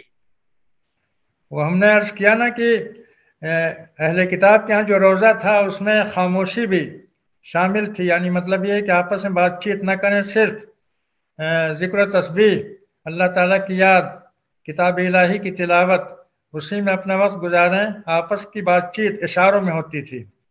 یہ اہل کتاب کے یہاں تھا، اور اس کے بعد پھر ہمارے یہاں یہ شرط ہٹا دی گئی۔ شاید میں سمجھتا ہوں کہ اس کی وجہ یہ ہے کہ اہل کتاب کو جب کتاب دی گئی تھی تو ان کی عقل ناقص تھی، نابالغ تھے، تو وہ زیادہ بولتے تھے، زبان کا زیادہ استعمال کرتے تھے، غلط استعمال کرتے تھے۔ انسان کی عقل جیسے جیسے ترقی کرتی ہے اس کی گفتگو کم ہو جاتی ہے، وہ کم بولتا ہے، خاموشی اس کو زیادہ پسند آتی ہے، اللہ یہ کہ جہاں ضرورت ہو وہیں بولتا ہے وہ۔ لیکن جب عقل نہیں ہوتی ہے تو آدمی وقت بے موقع بے ضرورت بولتا رہتا ہے۔ تو شاید ان کی تربیت کے لیے یہ تھا کہ وہ روزہ رکھیں تو زبان کا بھی روزہ رکھیں، جس طرح سے شکم کا روزہ ہوتا ہے زبان کا بھی روزہ رکھیں۔ ہمارے یہاں اس طرح کی سختی نہیں ہے، اللہ تعالیٰ نے بس ہمیں کھانے پینے سے منع کیا ہے ایک متعین وقت کے لیے، اور عبادت کا حکم دیا ہے، قرآن کی تلاوت کا حکم دیا ہے۔ تو یہ کہا جاتا ہے کہ سحری بھی نہیں تھی پچھلی قوموں کے روزے میں، کیا یہ بھی صحیح ہے؟ اور سحری مسلمانوں میں شروع ہوئی؟ نہیں، اس کا کوئی ثبوت نہیں ہے، اس کا کوئی ثبوت نہیں ہے۔ روزے کے اوقات ہیں، روزے کے اوقات کے علاوہ کھانے کے اوقات ہوتے ہیں۔ اب ظاہر ہے کہ دن بھر روزہ رکھیں گے تو رات میں کھانا کھائیں گے، اور جب روزہ شروع ہوگا اس سے پہلے وہ سحری بھی کھا سکتے ہیں۔ تو اس طرح کی باتیں کہی جاتی ہیں لیکن اس کا کوئی سورس نہیں ہے۔ یہ خواتین کے جو روزے رہ جاتے ہیں اپنے ایام میں، تو وہ رمضان کے فوراً بعد رکھیں یا سال میں کسی وقت بھی رکھ سکتی ہیں؟ بہتر یہ ہے کہ وہ فوراً رکھیں، خیر البر عاجلہ، نبی صلی اللہ علیہ وسلم فرمایا کہ بہترین نیکی وہ ہوتی ہے جتنی جلدی انجام دی جائے، اس میں تاخیر نہ کیے۔ یسارعون فی الخیرات، مومنین کی صفت یہ ہے کہ وہ خیر کے کاموں میں پیش قدمی کرتے ہیں، اس میں تاخیر نہیں کرتے ہیں۔ تو جو فوراً رکھ سکتا ہے رکھے، اور اگر کوئی مجبوری ہے، کمزوری ہے، بیماری ہے اور کوئی مجبوری ہے تو وہ اس کو مؤخر بھی کر سکتے ہیں، لیکن بہتر یہی ہے کہ جتنی جلدی اس کو رکھ لیں اچھا ہے۔ اور یہ شوال کے روزوں کی کیا حیثیت ہے؟ شوال کے روزے یہ بھی ان کا کوئی ثبوت نہیں ہے۔ امام مالک رحمۃ اللہ علیہ نے تو اس کو صاف صاف بدعت کہا ہے، اور لگتا بھی ایسا ہے کہ لوگوں نے حساب بنایا ہے کہ نیکیاں جو ہیں وہ کیا نام ہے 10 گنا اس کو 10 سے ضرب دیتے ہیں، تو کہتے ہیں کہ ایک مہینے کا روزہ گویا 300 دن کا ہوا۔ ایک مہینے کا روزہ 10 سے ضرب دیں گے 300 ہو جائیں گے، اس میں 6 کو شامل کر دیتے ہیں، 6 شوال، اس کو ضرب دے دیا تو 360، تو اس طرح سے سال پورا کرتے ہیں۔ تو اس کا مطلب یہ ہے کہ رمضان کے ششید کے روزے اور شوال کے ششید کے روزے اور رمضان کے روزے دونوں ایک درجے میں ہو گئے۔ تو یہ کوئی ویسی ریاضی دان نے کوئی ریاضی دکھائی ہے، اس کی کوئی حقیقت نہیں ہے۔ حقیقت میں یہ ہے کہ رمضان کے روزوں کی جو اہمیت ہے، جو اس کا مقام ہے، وہ اپنی جگہ باقی رہنا چاہیے۔ اب اگر ضرب دے کر کے ہم کہیں کہ 30 دہام 300 اور 6 دہام 60، تو 360 سال بھر کے روزے ہو گئے، یہ صحیح نہیں ہے۔ تو یہ سیرت کے حوالے سے کوئی ایسی روایت ملتی ہے؟ آپ کا تو سیرت پہ بھی ماشاءاللہ بہت کام ہے، تو کیا نبی صلی اللہ علیہ وسلم کا معمول تھا شوال میں روزوں کا ایسے؟ نہیں، کبھی نہیں رکھا آپ نے، نہ آپ نے کبھی رکھا ہے، نہ صحابہ کرام سے اس کا کوئی ثبوت ہے۔ صحابہ کرام بھی نہیں رکھتے تھے۔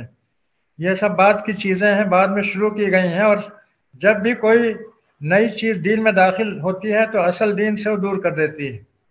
تو یہ سب اصل میں ہم کو دین سے اور قرآن سے غافل کرنے کے لیے جتنی کوششیں کی گئی ہیں، یعنی اس کا تصور نہیں کیا جا سکتا ہے۔ اس وقت نہیں ہے، ورنہ میں بہت سی باتیں بتاتا ہے کس طرح سے لوگوں کو دین سے دور کرنے یا قرآن پاک سے غافل کرنے کی کوشش کی گئی ہے، اور اس میں روایات کا بہت بڑا دخل ہے۔ تو ہمیں اس سے ہوشیار رہنا چاہیے، اور ہماری اصل بنیاد جو ہے، اصل کسوٹی، اصل پیمانہ، اصل پناہگاہ وہ قرآن پاک ہے۔ قرآن پاک پر فوکس کرنا چاہیے، اور جتنی بھی چیزیں ہم ان کو قرآن پاک کی روشنی میں دیکھیں گے، قرآن پاک سے جو میل کھاتی ہوں گی، اس کے موافق ہوں گی، اس کو ہم قبول کریں گے۔ نبی کریم صلی اللہ علیہ وسلم نے فرمایا کہ ہمارے مرنے کے بعد بہت سی روایتیں بیان کی جائیں گی، تو جو روایتیں تم سے بیان کی جائیں انہیں قرآن پاک پر پیش کرو۔ فارضوہ علی القرآن فما وافق القرآن فهو قولی وما خالف القرآن فهو لیس قولی، یعنی یہ کہ بہت سی روایتیں، بہت سی چیزیں بیان کی جائیں گی، تو ان کو قرآن پاک پر پیش کرو، قرآن پاک کی روشنی میں دیکھو، جو قرآن پاک کے مطابق ہوگا وہ ہمارا قول ہوگا، ہماری حدیث ہوگی، اور جو قرآن پاک سے ہٹی ہوئی ہوگی، اس کے خلاف ہوگی، یا اس کا کوئی تعلق نہیں ہوگا، وہ ہماری حدیث نہیں ہوگی، ہمارا قول نہیں ہوگا۔ تو یہ ہے جزاک اللہ خیر۔ شرکاء میں سے کوئی صاحب اگر سوال کرنا چاہیں تو وہ ہاتھ کھڑا کر دیں، اس کو مائک انمیوٹ کر دیں گے۔ شرکاء میں سے کوئی سوال پوچھنا چاہیں؟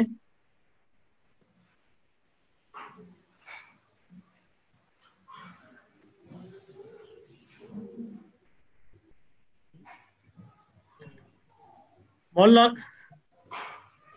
جی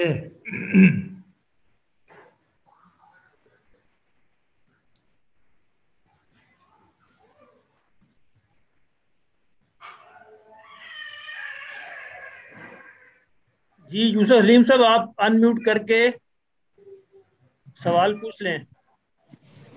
السلام علیکم ورحمۃ اللہ۔ وعلیکم السلام ورحمۃ اللہ۔ السلام ورحمۃ اللہ وبرکاتہ۔ مولانا محترم، میں تفسیر تدبر قرآن کا مطالعہ کرتا ہوں مولانا اصلاحی صاحب کی، اور ان کے ساتھ ہی تفسیر تفہیم القرآن کا بھی مطالعہ کرتا ہوں۔ تو ہمارے ایک استاد صاحب ہیں جو درس نظامی میں ہمیں پڑھاتے ہیں، انہوں نے یہ بات کہی اپنی جلالین کی تفسیر کرتے ہوئے کہ تدبر قرآن میں احادیث سے اعراض کیا گیا ہے، اور سابقہ تحریف شدہ کتب کے حوالے دیے گئے ہیں، لہٰذا اس تفسیر کا مطالعہ نہ کرو۔ تو یہ بات موجود بھی ہے میری ناقص رائے کے مطابق کہ بہت مقامات پر سابقہ کتب کے حوالے دیے گئے، احادیث بہت ہی کم ہیں، تو اب کیا اس کا مطالعہ نہیں کرنا چاہیے؟ تفسیر تدبر قرآن کی اپنی خصوصیات ہیں، بہت خاص چیز ہے وہ، اور اس کا مطالعہ نہ کرنا اپنی محرومی ہے۔ تفسیر تدبر قرآن کا مطالعہ کیجیے، ضرور کیجیے۔ البتہ اگر آپ عربی جانتے ہیں تو قرآن پاک کا براہ راست بھی مطالعہ کیا کیجیے، تدبر کیجیے، اور عربی نہ جانتے ہوں تو عربی سیکھنے کی کوشش کیجیے۔ جہاں تک روایتوں کا حوالہ دینے کا تعلق ہے تو جہاں ضرورت ہوتی ہے، صحیح روایت ہوتی ہے، وہاں اس کا حوالہ دیا جاتا ہے، اور بہت سی روایتیں ہیں جو مشہور ہیں جو صحیح نہیں ہیں، غلط ہیں، تو ان روایتوں کا حوالہ اسی طور سے دیا جا سکتا ہے کہ ان پر گفتگو کی جائے کہ یہ روایت صحیح ہے نہیں صحیح ہے، اس کے راوی کیسے ہیں، اس کے اندر کیا کمزوریاں ہیں۔ تو میں خود اسی میدان کا آدمی ہوں، اور مجھ کو میں بھی لکھتا ہوں، تو بہت سی آیتیں آتی ہیں، اس میں جو روایتیں ہوتی ہیں وہ بالکل خلاف ہوتی ہیں، تو مولانا اصلاحی ان روایتوں کو چھوڑ کر کے آگے بڑھ گئے ہیں۔ میرا طریقہ یہ ہے کہ اگر کوئی اس طرح کی روایت آتی ہے تو وہاں ٹھہر کر کے اس پر گفتگو کرتے ہیں اور بتاتے ہیں کہ اس کے اندر کیا کمزوری ہے، کیا خامی ہے، کیا غلطی ہے۔ تو یہ کسی تفسیر کا پیمانہ یہ نہیں ہے کہ روایتوں کی روشنی میں اس کو لکھا جائے۔ روایتوں کی روشنی میں لکھنے کی پھر ضرورت کیا ہے، روایتیں موجود ہی ہیں۔ اصل چیز تو یہ ہے کہ قرآن پاک کی براہ راست کیا تعلیم ہے، قرآن پاک ہمیں کیا میسج دیتا ہے، کیا پیغام دیتا ہے، کیا چیزیں بتاتا ہے۔ قرآن پاک پر تدبر کرنے سے وہ چیزیں حاصل ہوتی ہیں۔ بہت سی چیزیں جو ہیں وہ اس کے خلاف ہوتی ہیں۔ مثال کے طور پر میں آپ کو بتا دوں کہ مشہور روایت ہے کہ نبی صلی اللہ علیہ وسلم پر ایک یہودی نے جادو کر دیا تھا۔ اب یہ کہا جائے گا کہ یہ بخاری شریف کی روایت ہے، تو بخاری شریف کی روایت ہے اس لیے اس کو مان لیا جائے، لیکن ہم یہ دیکھتے ہیں کہ وہ قرآن پاک کے خلاف ہے۔ مشرکین ہمارے نبی صلی اللہ علیہ وسلم کو کہا کرتے تھے کہ ان تتبعون الا رجلا مسحورا، مشرکین آپ کو مسحور کہتے تھے، یعنی آپ سحر زدہ ہیں، آپ پر سحر ہو گیا ہے۔ وہی بات اگر روایت میں آتی ہے کہ ایک یہودی نے آپ پر سحر کر دیا تھا، اور یہ سحر 6 مہینے تک رہا آپ پر، اور 6 مہینے آپ کی حالت خراب رہی، تو بتائیے کہ اس روایت کو لے کر کے ہم اگر تفسیر کریں گے تو تفسیر صحیح ہوگی یا غلط ہوگی وہ؟ تو اس طرح کی بہت سی روایتیں کہ جن کو نظر انداز کرنا پڑتا ہے اس وجہ سے کہ وہ صحیح نہیں ہیں، بلکہ قرآن پاک کی تعلیمات سے دور کرتے ہیں، قرآن پاک کے حقائق سے دور کرتے ہیں۔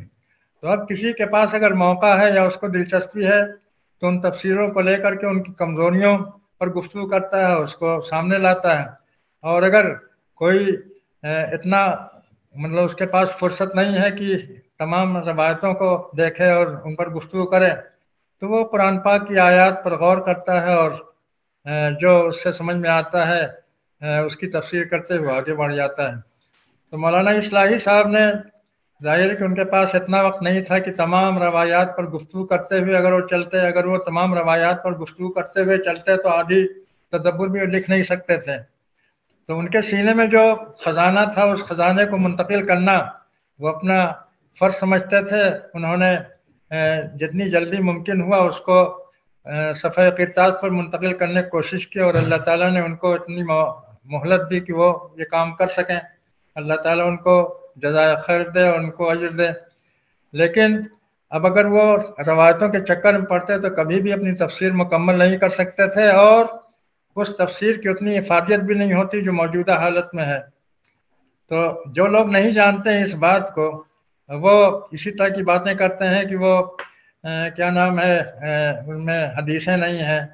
ارے حدیثیں نہیں ہیں تو اس سے ہوتا کیا ہے؟ حدیثیں تو اسی چراغ کی شعائیں ہیں۔ نبی کریم صلی اللہ علیہ وسلم کے جتنے بھی صحیح اقوال ہیں وہ سب قرآن پاک سے ماخوذ ہیں، قرآن پاک ہی سے مستنبت ہیں، قرآن پاک ہی اصل ہے۔ قرآن پاک ہی کی روشنی میں آپ لوگوں کو لے چلنا چاہتے تھے۔ آپ نے ایک موقع پر فرمایا کہ الا انی لا احل الا ما احل اللہ فی کتابی، سن لو میں نہیں حلال کرتا ہوں مگر وہ چیزیں جو اللہ نے اپنی کتاب میں حلال کی ہیں، ولا احرم الا ما حرم اللہ فی کتابی، اور نہیں حرام کرتا ہوں مگر وہ چیزیں جو اللہ نے اپنی کتاب میں حرام کر دی ہیں۔ تو آپ کا ماخذ، آپ کا مصدر जो है वो कुरान पाक ही था। तो अब अगर कोई शख्स असल कुरान पाक जो अहादीस का भी माखज़ है, सही अहादीस का, गलत अहादीस का नहीं, सही अहादीस का माखज़ है कुरान पाक, तो अगर कुरान पाक के साथ अगर कोई चलता है और तफसीर लिखता है या किताबें लिखता है तो उसकी तशजीह होनी चाहिए, उसकी हौसला अफजाई होनी चाहिए, उसके लिए दुआ करनी चाहिए कि अल्लाह ताला ने उसको तौफीक दे। और मौलाना इस्लाही की उस तफसीर को हम खराज अक़ीदत पेश करते हैं और आपसे बहुत ही ददमंदी के साथ ये गुजारिश करते हैं कि लोगों की बातों मत आइए और उस तफसीर से जितना फ़ायदा उठा सकते हैं फ़ायदा उठाने की कोशिश कीजिए। रहमान बाजवा साहब, आप अनम्यूट करके सवाल कर लें अपना। रहमान बाजवा साहब।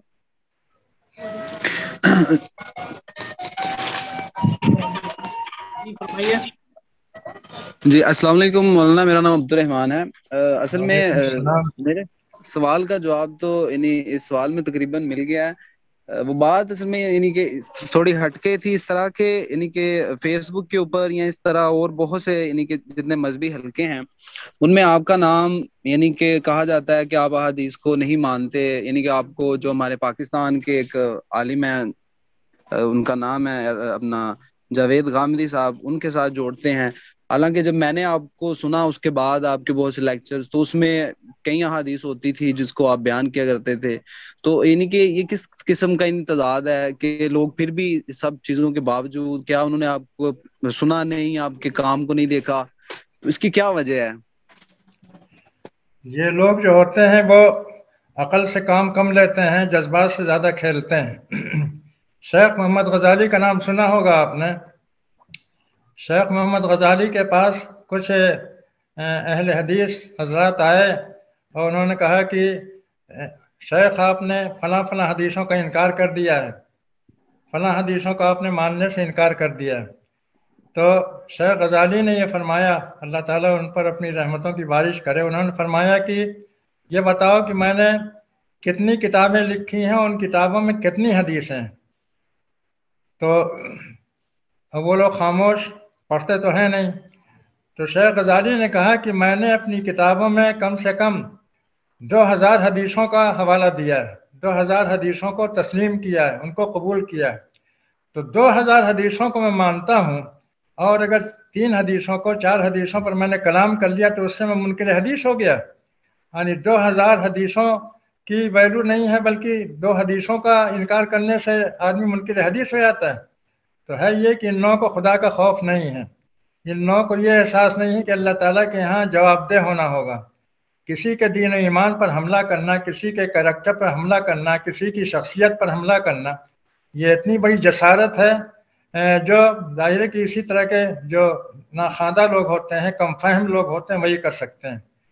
तो मेरा मामला भी है, कोई एक हदीस ऐसी नहीं है जिसको हमने रद्द किया हो, बल्कि जो भी हदीस आई है तो हमने खुल करके गुफ्तगू की है कि इसके रावी फला हैं और फला फला इमामों ने उसको ज़ईफ़ करार दिया है, तो और ये कुरान पाक के ख़िलाफ़ है।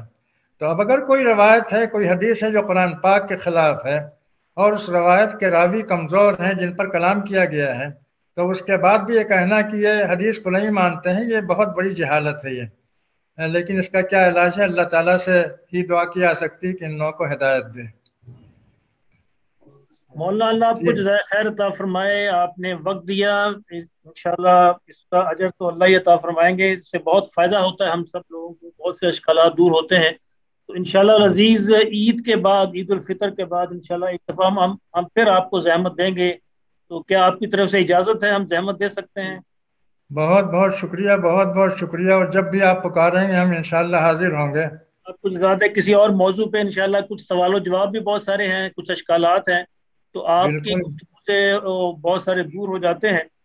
तो अदारा तदब्बुर कुरान और हदीस, हसन आरिफ साहब और मैं सिद्दीक बुखारी सूए हरम की तरफ से आपको बहुत शुक्रगुजार हैं। तो हमें दुआओं में याद रखिएगा, खासतौर पर रमज़ान में भी हम भी आपके लिए दुआगो हैं। अल्लाह आपको जज़ाए खैर अता फरमाए। अल्लाह ताला आप लोगों को भी जज़ाए शुरका खैर के दे। लिए आप दुआ भी फरमा दें इसमें। जी, शुरका के लिए दुआ फरमा दें, उस पर हम इख्तिताम करते हैं। रब्बना आतिना फिद दुनिया हसना व फिल आखिरति हसना व क़िना अज़ाबन नार। खुदाया हमें اپنے راستے پر چلنے کی توفیق دے، خدایا ہمیں اپنی کتاب سے جڑا رہنے کی توفیق دے، خدایا ہمیں فہم قرآن عطا کر، قرآن پاک کے اندر جو تیرے علم کے خزانے ہیں ان خزانوں سے ہمیں مالا مال کر، خدایا اس امت کو قرآن پاک کو مضبوطی سے پکڑنے کی توفیق دے، اس امت کو قرآن پاک کی راہ پر گامزن ہونے کی توفیق دے۔ ربنا تقبل منا انک انت السمیع العلیم، وصلی اللہ تعالی علی خیر خلقہ محمد وعلی آلہ واصحابہ اجمعین، وآخر دعوانا الحمدللہ رب العالمین۔ بہت بہت شکریہ آپ لوگوں کا، بہت بہت شکریہ۔ جزاک اللہ۔ السلام علیکم ورحمۃ اللہ۔ وعلیکم السلام ورحمۃ اللہ وبرکاتہ۔